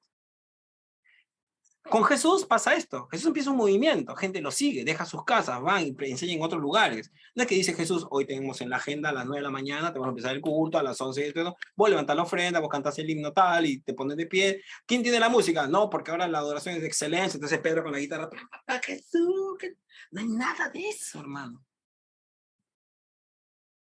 Y ahora, ¿esto que significa? ¿Que todo lo que hay que hacer está mal? No. Lo que digo es sencillamente que a veces el foco lo ponemos en otros lados y cuando hacemos una revisión historiográfica, necesitamos revisar estas cosas. Eso es sumamente importante. Entonces, esto va a dar pie al surgimiento de los diferentes evangelios, a las diferentes miradas. Que si miramos la mitad del vaso vacío, vamos a decir herejes y todo malo, pero miremos la mitad de los vasos llenos. Hablan de Jesús, hablan de los apóstoles, hablan de escrituras sagradas, hablan del Espíritu Santo, hablan de vida en comunidad, tienen muchas cosas en común. Muchas cosas en común. Y que refleja toda una construcción de lo que era ser iglesia que tenía muchos elementos ¿no? en común. Y esto lo digo porque no hay que dar por sentada algunas cosas. Es muy importante ver que el esfuerzo y el proceso que trajo consigo juntarse un gentil con un judío y formar parte del mismo culto. Hombres con mujeres, aunque hay alguno ahí, ya vi que puso la observación sobre los textos de cuando dice las mujeres callen en las congregaciones, lo puso ahí. Bueno, ahora vamos a charlar. Daniel Torres, que es una buena observación, no sé si yo en este curso debería darlo, pero bueno, pero podemos mencionar algo en relación a lo que se refleja ahí en los evangelios. Entonces, hay un montón de temas que no trató Jesús, porque Jesús empieza un movimiento con algunas cuestiones bases que de luego la iglesia tuvo que desarrollar puntualmente. ¿Qué hacemos? ¿Nos casamos con los gentiles o no?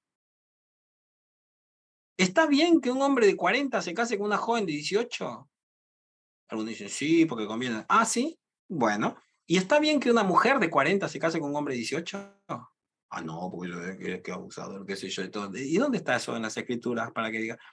Los casamientos que se llaman, porque eso es un concepto que hoy debiéramos haber superado y lamentablemente vamos para atrás.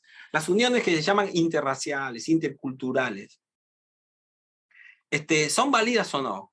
Esas fueron preguntas que en los primeros siglos, por eso está la historia de Pedro con Cornelio.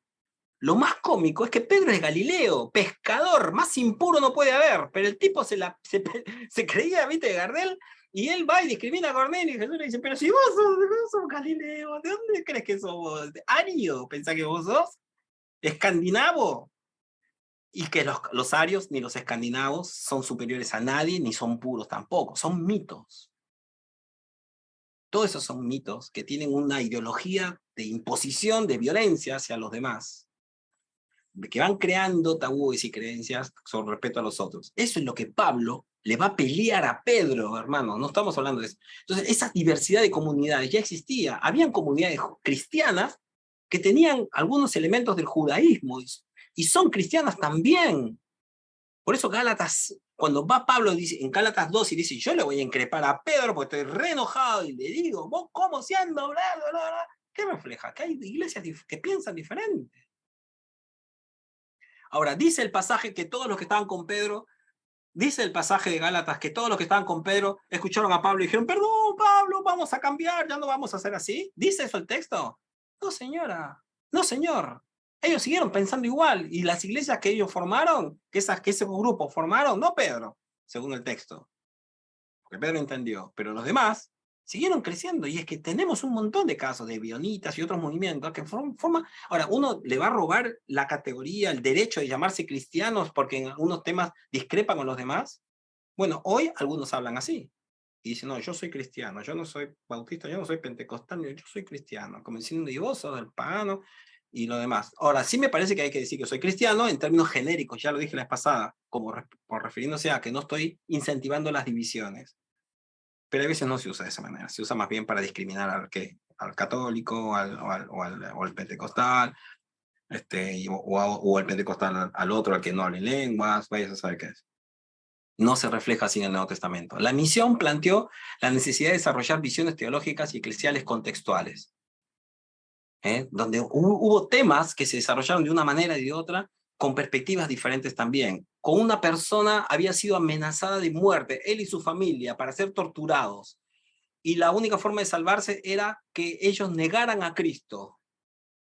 Las personas que negaron a Cristo y salvaron sus vidas de torturas, a su familia, a sus hijos, ¿podían luego volver a la iglesia? Ese fue un tema de discusión. ¿Podían ser algunos de ellos acceder a ciertos cargos en la iglesia? Ese fue un tema de discusión. Y así como ese, un millón de otras cosas. Pocas comunidades contaron con los escritos que más tarde serían canónicos. Esto es algo bien. O sea, no estoy en contra del canon ni nada, pero muchas iglesias y muchas personas nacieron y murieron sin conocer el resto de los escritos canónicos. Entonces se guiaron para un solo evangelio, con sus silencios y con los datos que aporta. Pero no es que tenían todos un libro de doctrina y que tenían todo el conocimiento de todo. La gran mayoría no lo tuvo. Entonces, la historia del canon, ¿la historia del canon para quién? Para los que tuvieron conocimiento del canon. Los que no tenían conocimiento del canon, que fueron muchísimos en los primeros siglos, ¿Qué pensamos de ellos? ¿Qué pensará Dios de esas personas? No hay información sobre la gran mayoría de las comunidades cristianas. Lo que tenemos es una mirada muy parcial, muy chiquitita de lo que fue. Eusebio de Cesarea recrea cosas y habla, y seguramente algunos datos son fidedignos, pero muchos de ellos no sabemos detalles. Entonces, el problema del idioma también en la comprensión y reinterpretación de Jesús. Jesús habló posiblemente, seguramente en arameo. Cualquiera que trabaje en traducción sabe que hay términos, hay concepciones, hay explicaciones que no se pueden dar. No es fácil de pasarlas de un idioma a otro. A ver, cuando no es fácil, realmente no tiene sentido. No se puede hacer la traducción equivalente exactamente. Y cuando se hace solamente eso a través de un texto, es decir, cuando yo leo en griego cosas que se dijeron en arameo, no tengo al interlocutor para preguntarle, cuando vos tradujiste esto acá, ¿qué querías decir? ¿A qué te referías? No tengo al interlocutor la posibilidad de enriquecer un poco más el concepto, que deducir qué riqueza. Eso es lo que hay que ver, y eso es lo que posiblemente sucedió. La diversidad no refleja conflicto. Es un problema, la diversidad es un problema para los que tienen miradas autoritarias y que quieren que todos sean cortados con la misma tijera y piensen de la misma forma. Es un problema para personas inseguras, que si no tienen el control, sienten que se les escapa el mundo. Pero la diversidad también enriquece, porque el punto de vista del otro, que difiere con la del tuyo, puede ayudarte a crecer, a repensar algunas cosas que no habías tomado en cuenta.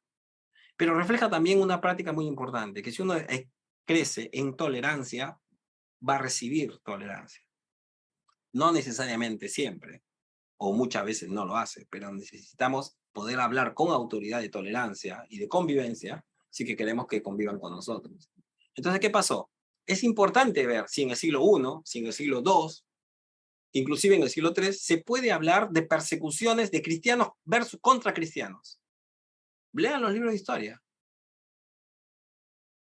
¿Había eso? ¿Descalificación de cristianos contra cristianos? Entonces, cuando uno lee Eusebio de Cesarea y algunos otros, y comienzan a hablar ellos de una iglesia ortodoxa, la pregunta es, ¿son ortodoxos en el sentido de que ellos son los dueños y las dueñas de la verdad?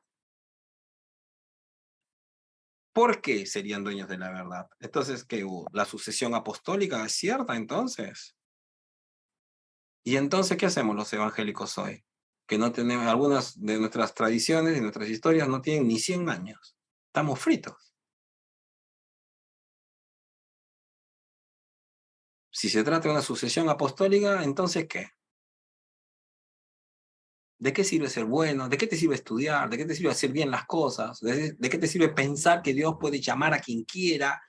¿De qué sirve la creencia en los dones del Espíritu Santo si se trata de una sucesión apostólica? Estamos fritos. Entonces, se salió de una concepción determinista, que significa lineal, y que es así, que no se puede cambiar, de lo que era el sacerdocio. El hijo del sacerdote era sacerdote y el nieto del sacerdote era sacerdote. No podía ser Juan, José, que venía de donde, que vayas a saber de dónde, porque yo no tenía en mi vena sangre de esa familia, de esa tribu. Y el cristianismo rompe con eso y habla de apostolados, y habla de vocaciones, habla de llamados, habla de dones del Espíritu, a quien Dios le da, a quien desea. Pero luego se vuelve nuevamente a miradas estructuradas, rígidas, donde se habla de sucesiones. Entonces, este es un punto importante que hay que tomar en cuenta, y que los apócrifos van a reflejar rupturas con esas miradas. No me vengan con ese verso de que acá, si no se hace así, no es verdad. Y rompen con eso. Entonces, las investigaciones, muy influidas con esa mirada verticalista y lineal de la historia, los han descalificado. Pero también sucede que ellos en su propio contexto, aparentemente, sufrieron la discriminación, la separación, el maltrato, las miradas despectivas de quienes los veían como herejes. Ahora, ¿no enseñaban entonces herejías? Bueno, definamos herejía. Porque que enseñen cosas que discrepan con la enseñanza oficial o con una enseñanza, digamos, común, que no está mal tenerla. Yo la tengo, yo la sigo. Pero que no sé, que las personas que discrepen con esa enseñanza los hace herejes necesariamente. Bueno, eso es algo que me gustaría que en algún momento se pueda conversar. Entonces, ¿qué es? Ya vamos. Entonces, los textos gnósticos, por ejemplo, la diversidad reflejada en los apócrifos. Los textos gnósticos, por ejemplo, reflejan una mirada del mundo que expresa cierta disconformidad con el mundo presente. Lean algún escrito gnóstico, pero léanlo no solamente de la cuestión de, ay, ¿qué dice? No entiendo. Está bien, es medio complicado entenderlo, y que es parte del escrito gnóstico, justamente que sea difícil de ser entendido. ¿Pero qué disconformidad muestran? Bueno, en algunos elementos para tomarlo en cuenta, no digo para seguirlo y obedecerlo. Lo que pasa es que no ustedes, pero quienes están formados de una manera robótica en la que dice hay que hacer las cosas como hay que hacer, porque quieren que las cosas sean ordenaditas, y el término prevaleciente es obediencia en la teología de la gracia, Dios mío. Claro, no les entra en la cabeza la reflexión, la improvisación, los cambios, las rupturas. Entonces, ¿qué pasa con esto? Estos cristianismos no surgen de la nada, surgen en contextos y en comunidades que son subyugadas en tiempos del imperio, y antes ya venían de muchos siglos de abuso, de maltrato, de esclavitud, de muertes, de saqueos.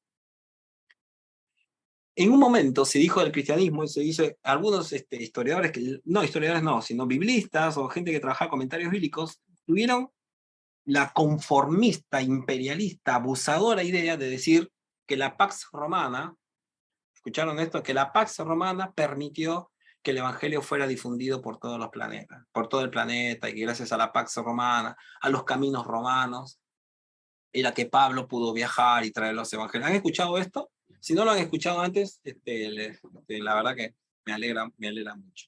¿Escucharon de esto o no? Es que la Pax Romana, ¿se entiende esto? Era la paz que había traído el Imperio Romano. Bueno, hay algunos comentarios bíblicos viejos, y algunos actuales todavía hablan de esta manera, con una lectura política es como decir esto: gracias a que se invadió un país, se arrasó con la gente, se violó a las mujeres, se llevó a los niños de esclavos, porque ese era el fin de la guerra, ¿no? ¿Para qué creen que hacían la guerra? ¿Para decir gané? No.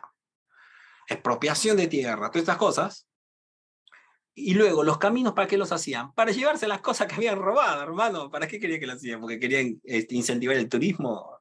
No, para que la gente llegue, nada, era para sacar las cosas, ¿no? Y la Pax Romana no era Pax del mundo, era la paz que imponía Roma aplastando a los demás. Era paz para Roma, pero para los demás, no.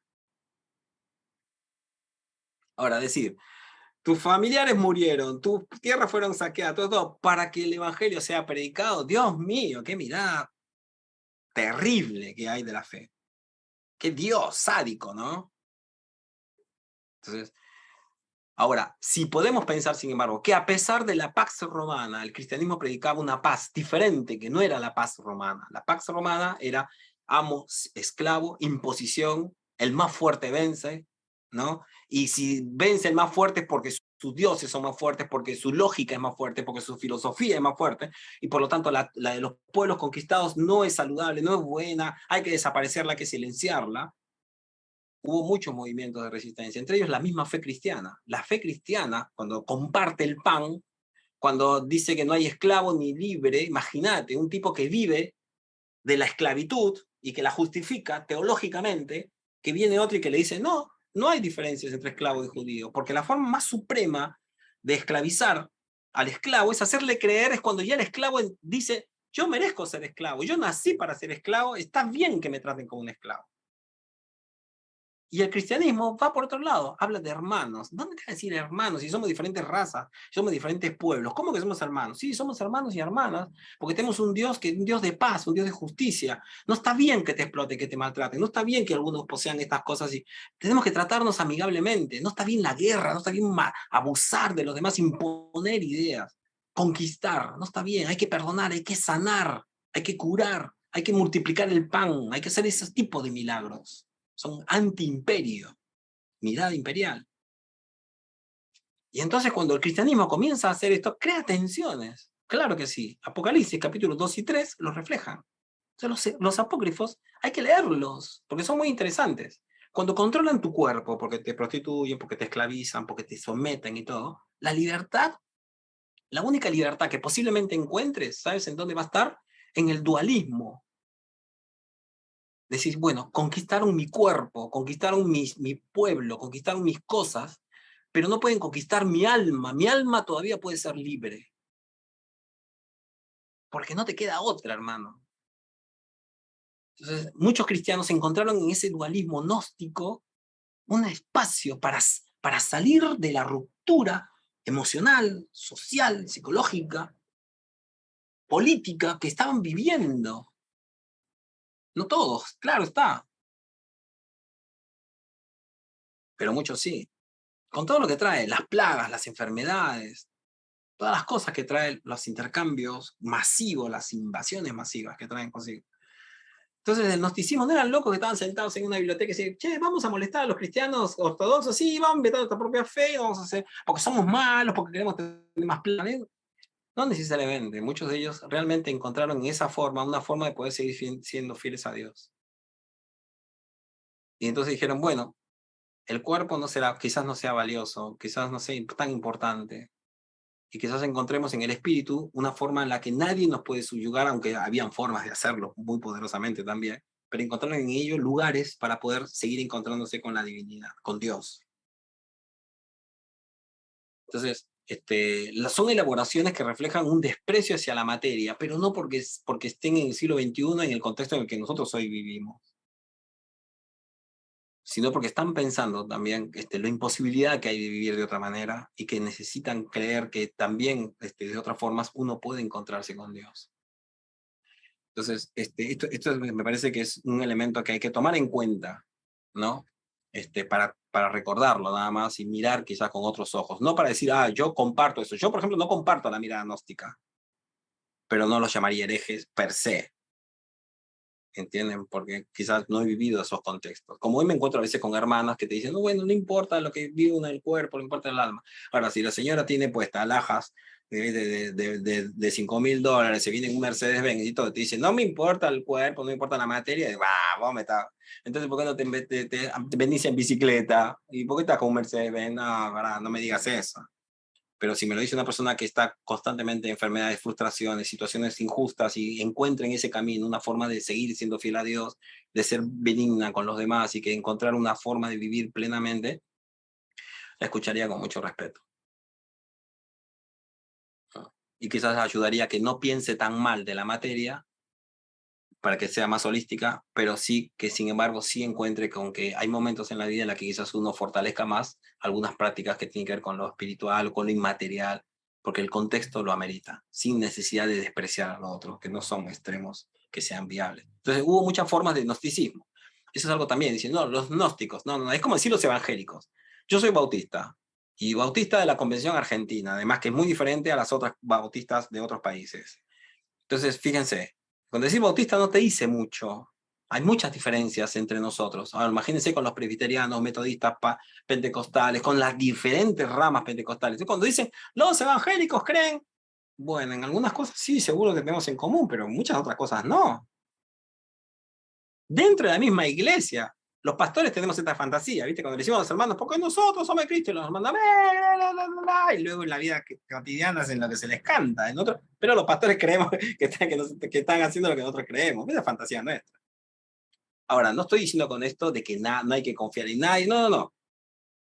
Pero la diversidad siempre está presente. Entonces, ya que es un hecho, aprendamos de ella y aprendamos a coexistir lo más saludablemente posible para que esto no termine siendo un caos. Pero no negándola, ni violentándola. Entonces, hubo mucha forma de gnosticismo. No está bueno que se hable de gnosticismo de todos los evangelios con influencia gnóstica como si todos hubieran sido cortados con la misma tijera. No es así. Entonces hay que conocer los diferentes evangelios gnósticos y ver las creencias que habían. Algunos creían más radicalmente en una cosa que en otra y otros estuvieron muy próximos. Cuando las cartas juaninas hablan del verdadero conocimiento de Dios, los hijos verdaderos de Dios, está usando categorías gnósticas. ¿Y qué significa el verbo? El hologos habitaba entre nosotros. Hologos o hologos. Bueno, ahora me fijo en griego, para tener acento. No, logos, es hologos. Y cuando habla de una categoría superior, de un ser que viene y crea el mundo, y no hay cierta familiaridad. Ahora, ¿hay concepciones gnósticas en el judaísmo? Sí, claro, en el judaísmo del siglo II, en los textos de Qumran, en los textos que influyeron mucho en la población. No lo inventan estos grupos. Entonces, estos en otros casos se trata de escritos con influencia gnóstica, como el Evangelio de Judas, por ejemplo, que refleja el rechazo que se tiene de esta comunidad a la diversidad de procedencias apostólicas. Es decir, en este escrito lo que se ve es una irrupción. Yo discrepo con ella, pero es una irrupción que a mí por lo menos me da una evidencia histórica. ¿Cuál es? Y es que, y esto es importante para tenerlo como aprendizaje. Si presionás, impones ideas, los otros para salvarse, para salir de ese círculo abusador, posiblemente se vayan al otro extremo y te usen un nombre de un apóstol que era el claro, canónicamente hablando, de los escritos canónicos, el claro traidor de Jesús, y te lo terminan exaltando para terminar diciendo que en realidad él es el mejor y vos sos el abusador, el maltratador, el traidor. Y esto suena mucho a moraleja, pero es que el Evangelio de Judas lo que refleja es que los cristianos, en algunos casos, comenzaron a ser hostigados por otros cristianos que pensaban diferente y que decían proceder de las comunidades juaninas, de ciertos apóstoles que tenían más renombre que otros, y comenzaron a descalificar a otros cristianos por pensar diferente.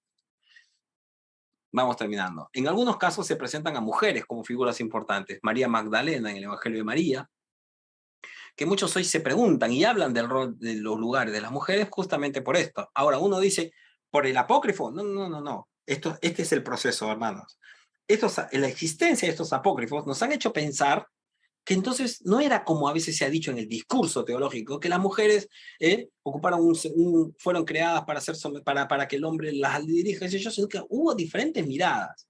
Entonces, ¿qué se hace? Se lee estos evangelios y se ve una mujer que sirve a Jesús, que es muy cercana a él, que fue una apóstola muy importante, y uno vuelve a mirar los textos del Nuevo Testamento, los textos del mundo griego, y ya sea por la motivación que uno tiene al haberse encontrado con un evangelio antiguo que habla de María de Magdalena, ya sea porque uno escuchó de ella que había sido una mujer que había ejercido la prostitución, que había hecho un montón de cosas, dicho sea de paso, realmente los prejuicios que hay hacia mujeres que ejercen prostitución realmente son de vergüenza para el mundo pastoral de la iglesia, ¿no? Porque no conocen la realidad que sufren estas mujeres y cómo llegan a esas situaciones, y se las culpa. Son víctimas de un sistema abusador y para colmo se las usa o como ejemplo de mujeres malvadas y que hacen este tipo de cosas. Y siempre el hombre que las usa, que paga por ellas, que es el bueno de la película. Es un desastre. Pero bueno, termino el paréntesis y vuelvo al tema. Entonces se la discrimina a esta mujer y ahora, pero uno vuelve a leer los evangelios y dice, che, pero acá, fíjate, cuando uno estudia, investiga un poco más, se da cuenta que las mujeres que seguían a Jesús eran líderes.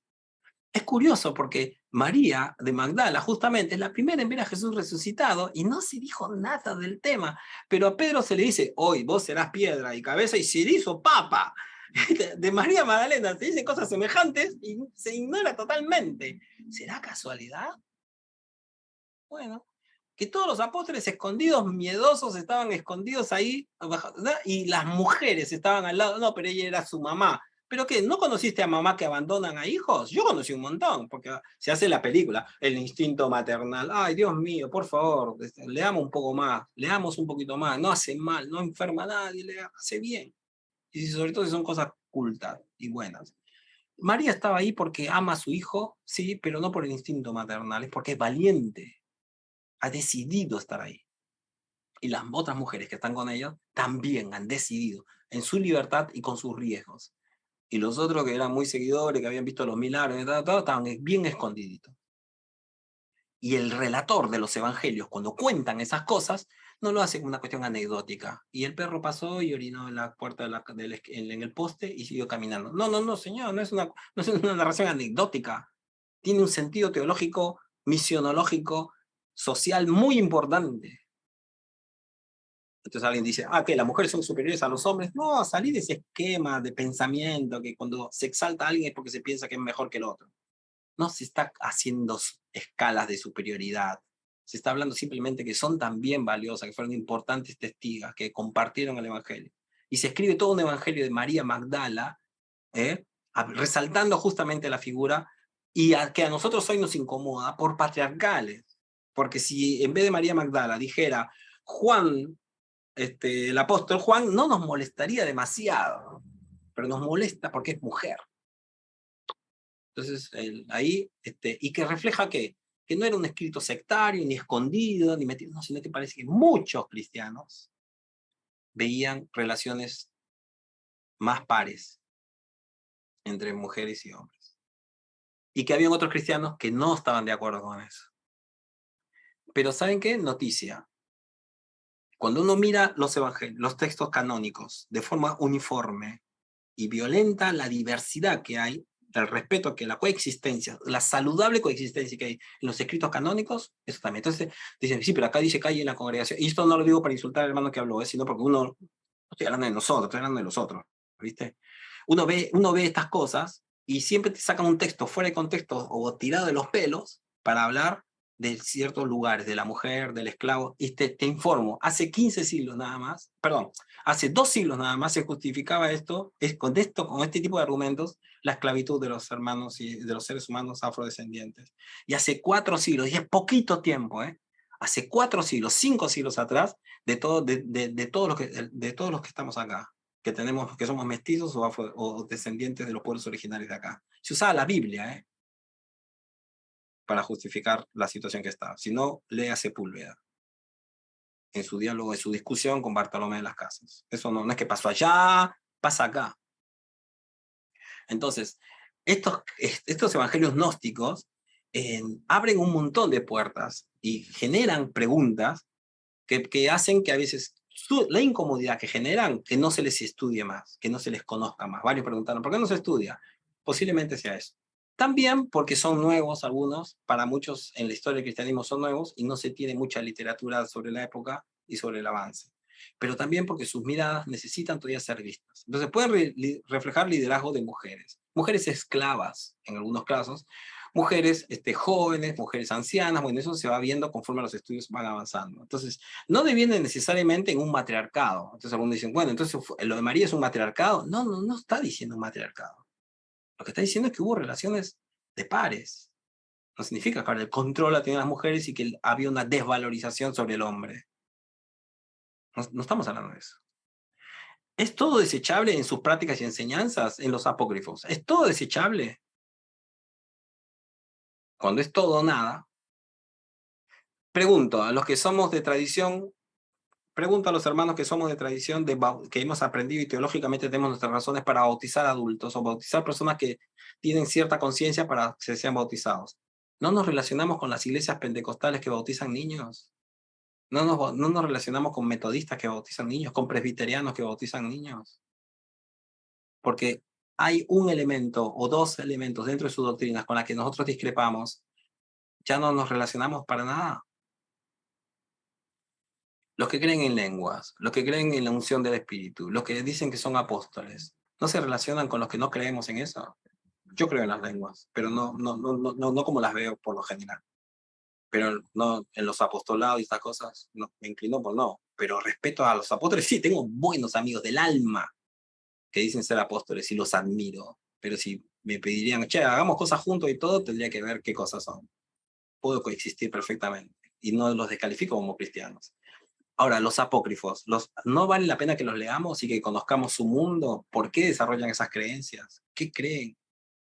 Ninguna de sus enseñanzas e historias tienen orígenes antiguos, hablando desde el punto de vista histórico, desde el punto de vista teológico. Posiblemente sí, hay varios que fueron compuestos en el siglo I. El Evangelio de Tomás, por ejemplo, y acá termino, y debe decir conversamos, el Evangelio de Tomás, por ejemplo, dice que tienen dichos, los investigadores están divididos en sus opiniones, pero el Evangelio de Tomás tiene dichos y enseñanzas que son muy antiguas y que piensan que anteriores incluso a los evangelios apócrifos. Pero ¿cómo vamos a saberlo si no lo hemos leído? Y si los leemos, podemos leerlo con cierta mirada histórica amplia, en la que no veamos una amenaza hacia los escritos canónicos, porque ellos, la mayoría de ellos, la extensa mayoría de ellos no fueron compuestas para atacar a los evangelios canónicos.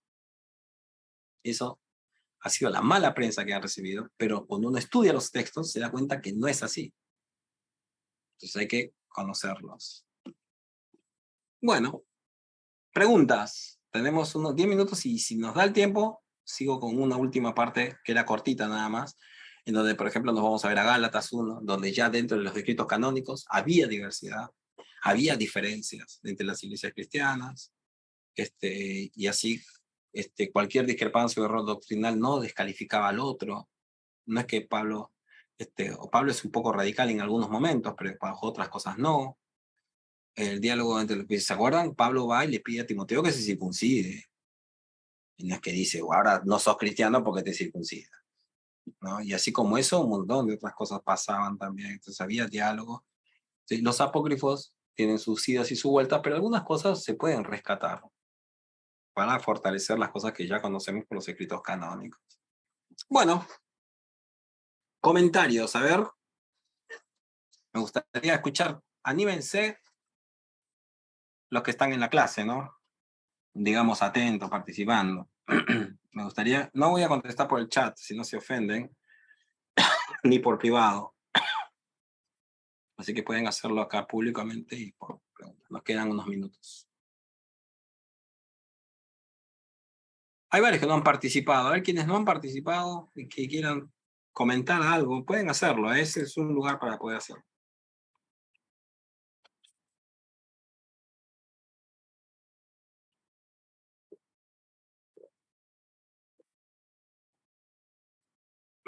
Estuvo mala.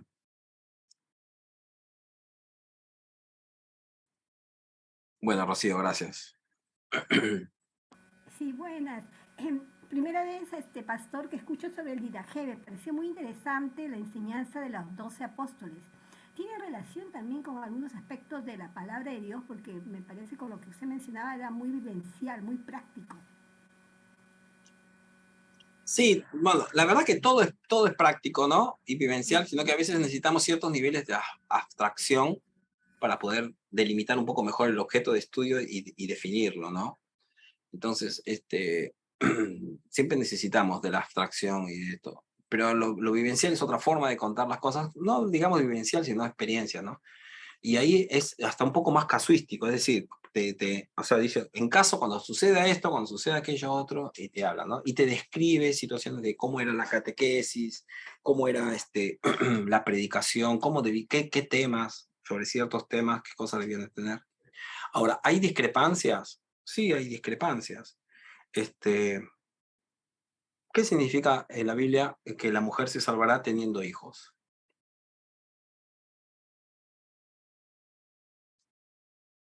En el Nuevo Testamento hay un montón de textos que son difíciles de entender. Ahora, la Didaje no formó parte de del canon, pero fue muy tenida por las iglesias cristianas como un escrito de edificación, se llamaba. Entonces, que enseñaba, que ilustraba cosas y que podía servir para la vida de la iglesia, para la edificación espiritual. Parece que en los orígenes del cristianismo le fue difícil, como dije en la clase anterior, definir canon o escritos canónicos. Después nosotros hoy, en esta época, hablamos de escritos inspirados, pero eso es una producción teológica posterior, de siglos posteriores. No fue ese término, esa concepción, no fue una preocupación, no fue un tema en los primeros siglos. Me van a terminar odiando por algunas cosas que vengo diciendo, pero no se las tomen conmigo, busquen después en los textos y corroboren. Lean los textos de teología sistemática que han leído y fíjense los textos, cuando te dicen, no, porque el texto 1 de Timoteo dice que es inspirado, qué sé yo, ¿y cuántos más dicen eso? No, pero acá también dice esto y esto se refería, a veces se refiere a libros de magia. Ustedes han visto cómo hacen la magia, te dicen, mirá, y de repente agarran, ¿no? Te dicen, mira lo que tengo acá, y de repente, mirá, lo desaparecí, y no lo desaparecí, lo tiré atrás, pues no se vio bien. Entonces, hay algunas argumentaciones teológicas que juegan así, ¿viste? Te saltean de un libro a otro, qué sé yo, y el lector desprevenido no se da cuenta de lo que te están diciendo. Ahora, no están mintiendo, pero debían de decir, mira, te estoy citando un libro del siglo VIII antes de Cristo y ahora te estoy citando un libro del siglo I después de Cristo. Uno fue escrito en Judea, en la zona de Siria, y el otro fue escrito en Asia Menor. Entonces, Te estoy contando la historia de los incas del siglo XIV a.C. y te estoy hablando de los peruanos del siglo XXII después de Cristo, ¿no? 7, 8 siglos después. Entonces, los dos son peruanos, los dos piensan lo mismo, y si yo te la vendo y no te explico cómo pasa el proceso, quizás aceptes. Pero quizás también refleja una forma de entender, ¿no?, la pertenencia. Entonces, la pregunta es si siempre podemos pensar de la misma manera. Entonces, estas cosas yo creo que hay que presentarlas. Entonces, yo creo en la inspiración de la Biblia, amén, claro que sí. Por eso la enseño, me dedico a eso. No tienen todo lo que se enseñan y se dedican a eso, creerlo, pero yo sí. Yo, por lo menos, sí. Pero la concepción de inspiración que tengo yo no necesariamente es la que tiene el otro. Entonces, cuando decimos la palabra inspirada, no estamos diciendo lo mismo, necesariamente. Entonces, por eso que estudiamos, leemos la palabra, por eso se nos enseña a escudriñar las escrituras, a conversar, a dialogar, para saber qué es lo que se está pensando del otro. Así que, Rocío, la Didaje es un libro muy lindo para edificación y puede ser bastante. Ilustra bastante lo que eran las prácticas del cristianismo en los primeros siglos, y a la medida que en la que se corrobora históricamente eso, nos puede ilustrar muchas cosas. A mí me llamó mucho la función de los apóstoles, de los profetas y las enseñanzas que dice acerca de, mirá, si piden plata, si están interesados en esto y lo otro, sacalos, son falsos profetas. Alguien me puede decir, ¿pero eso es una ley como canónica? No, si no quieres, no. Pero yo, en mi ética personal y yo en mi relación con quienes dicen ser apóstoles y todo, sí lo tomo como un hecho. Porque creo que se condice perfectamente con lo que enseñan los evangelios. Sobre el estilo sencillo de vida o sobre no comercializar con la fe. Ahora, hay personas que pueden pensar diferente. Por ejemplo, yo tengo un espacio que se llama Bíblica Virtual y cobramos para los cursos. Y que te dicen, no, porque el evangelio no se cobra y qué sé yo. Y yo les digo, ¿de dónde me estás escribiendo? ¿De un celular te lo regalaron? ¿No? ¿Lo compraste? Sí, bueno, yo para enseñar también tengo que hacer gastos. Tengo una computadora, tengo que pagar internet, tengo que comprar libros, tengo que estudiar. La forma que dije, Dios, desnudo, tengo calor y no, me tengo que abrigar, tengo que estar cómodo. Pues hay miradas que a veces son, ¿no? A mí el Estado no me mantiene, no me pone plata para que mis iglesias se construyan y mis siervos sirvan. A veces hay frases que suenan lindas, pero cuando vos tenés que hilar más fino, tenés que dar cuenta que... Entonces, bueno. Pero hay tipos que te dicen, si no me das esta plata, si el siervo merece lo mejor, y lo mejor que es un Mercedes-Benz, nunca un autito común, y la casa en tal barrio, tal cosa, pues entonces ya son miradas diferentes. Ya no es sostenerse, vivir tranquilamente, en paz, pero es mirada de lujo. Entonces ya es otra. Estamos hablando de dos temas diferentes. La Didaje me ayudó a eso.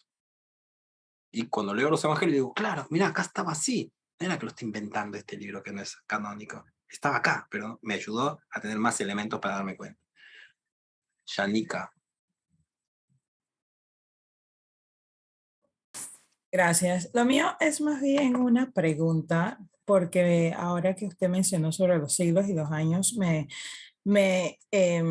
acordé la semana pasada cuando usted estábamos viendo sobre los inicios de María y que estaba en el templo. Entonces lo relacioné con el texto en el que Ana llevó a Samuel al templo y lo que pensé en ese momento es que la cultura judía hacía eso más bien con los hombres, con la parte de llevar al templo. Entonces, lo que quería preguntarle, porque entonces pensando un poco, esa parte de María, ¿en qué siglo se escribió? Porque podría ser, pensando así a lo loco, abriendo un poco, que tal vez podía ser como una parte de justificación de por qué María se mantuvo virgen y toda esa parte de la mariología, ¿me explico? Sí, sí, sí.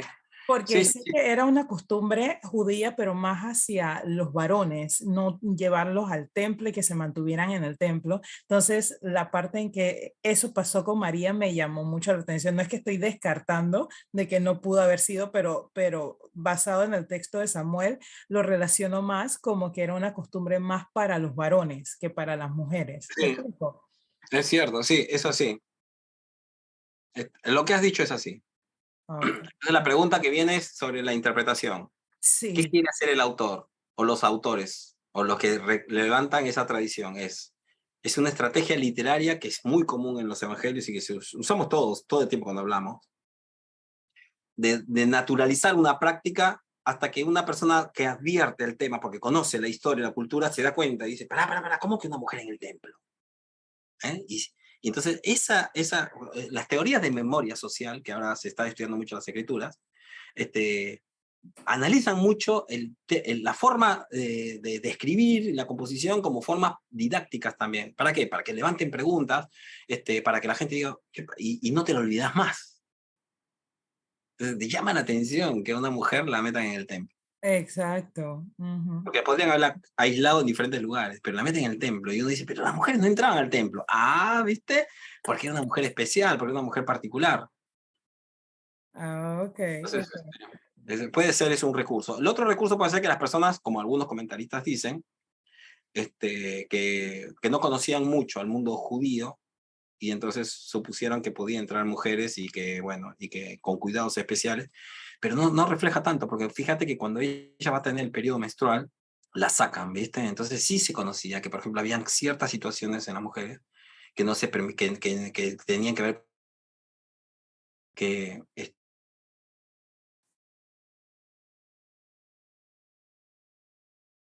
¿Se congeló el profesor o me congelé yo? y ver algunos elementos que son importantes. Hoy también, muchas veces los creyentes también hacemos así, ¿eh? Ahí tengo la conexión de él, ahora sí volvió. Creencias que a veces están dando vueltas ahí, que son desestabilizadoras y que forman parte de nuestro... Los apócrifos no inventaron la relectura y reinterpretación. Carlos, ¿querés hacer una pregunta? Te estás acercando al monitor por otra cosa. Carlos Javier Sarmiento Rosso. ¿Alguien más? Gracias, Chanica. No sé si respondí, te la dejé picando. ¿Sí? ¿Querías, Carlos? Ahí va. Y Sí, ya con vos terminamos. profesor, muy buenas tardes y para todos. Profe, precisamente esa era la inquietud que se tenía, porque como que con María se hacían como una serie de excepciones, pero ya os está aclarando por qué es. Entonces, muchas gracias, profe, muy amable. Ah, bueno, sí, parece ser, es que suele suceder, ¿no? Se hacen igualmente con los paralelos. Por ejemplo, Juan el Bautista, el nacimiento de Juan el Bautista es muy parecido a la de profetas del Antiguo Testamento. Entonces, cuando se relata el nacimiento, su mamá estéril, mayor de edad, es un milagro, sucede, todavía se busca, eso se llama midrash. Entonces, ¿qué se hacen? Se recrean historias influidos con otras historias, lo cual nos refleja que los escritores de la antigüedad eran muy buenos, gente muy capaz, muy inteligente, que conocía muy bien las historias. Algunas de ellas orales, por historias orales, porque el narrador, la narradora, los que cuentan historias, son personas muy creativas, interactúan muy bien, y que no le hablan, y esto lo digo de sarcasmo, y no le hablan a pantallas, a cámaras apagadas, sino que le hablan a cámaras encendidas, porque la interacción en la creación, en la clase, en el conocimiento, no es unidireccional.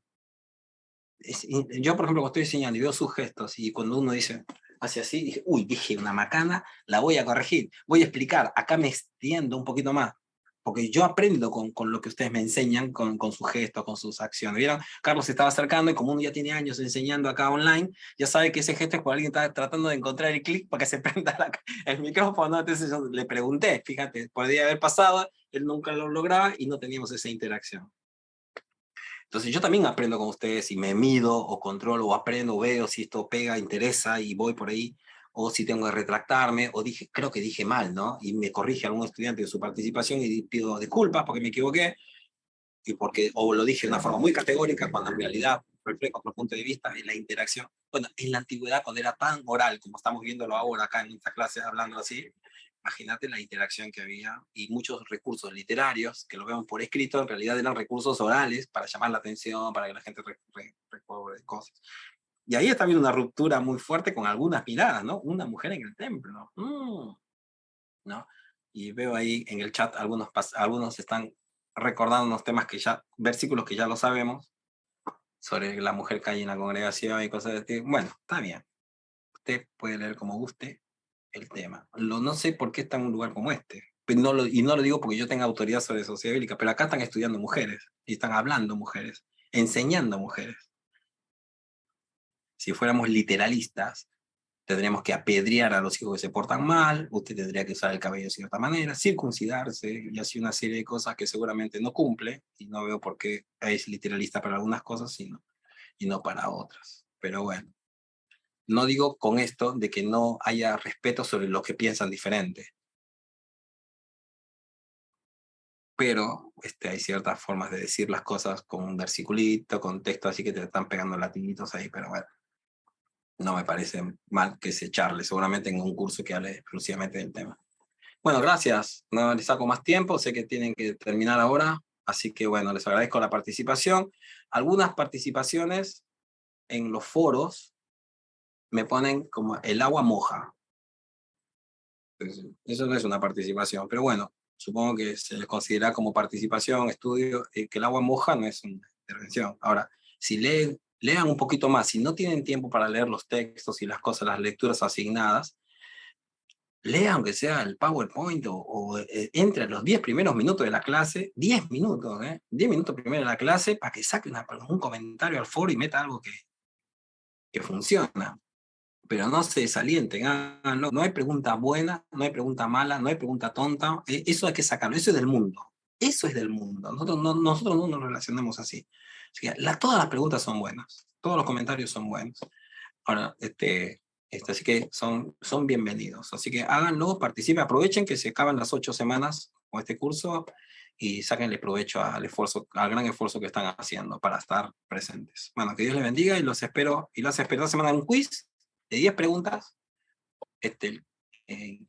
la idea es que aprendamos con el quiz. No es que para saber si saben y si les pongo letra roja, un 0, nada de eso. Es para seguir aprendiendo. Entonces ahí entramos con el quiz y nos vemos la otra semana, que será mi última clase con ustedes. Les mando un fuerte abrazo y nos estamos comunicando.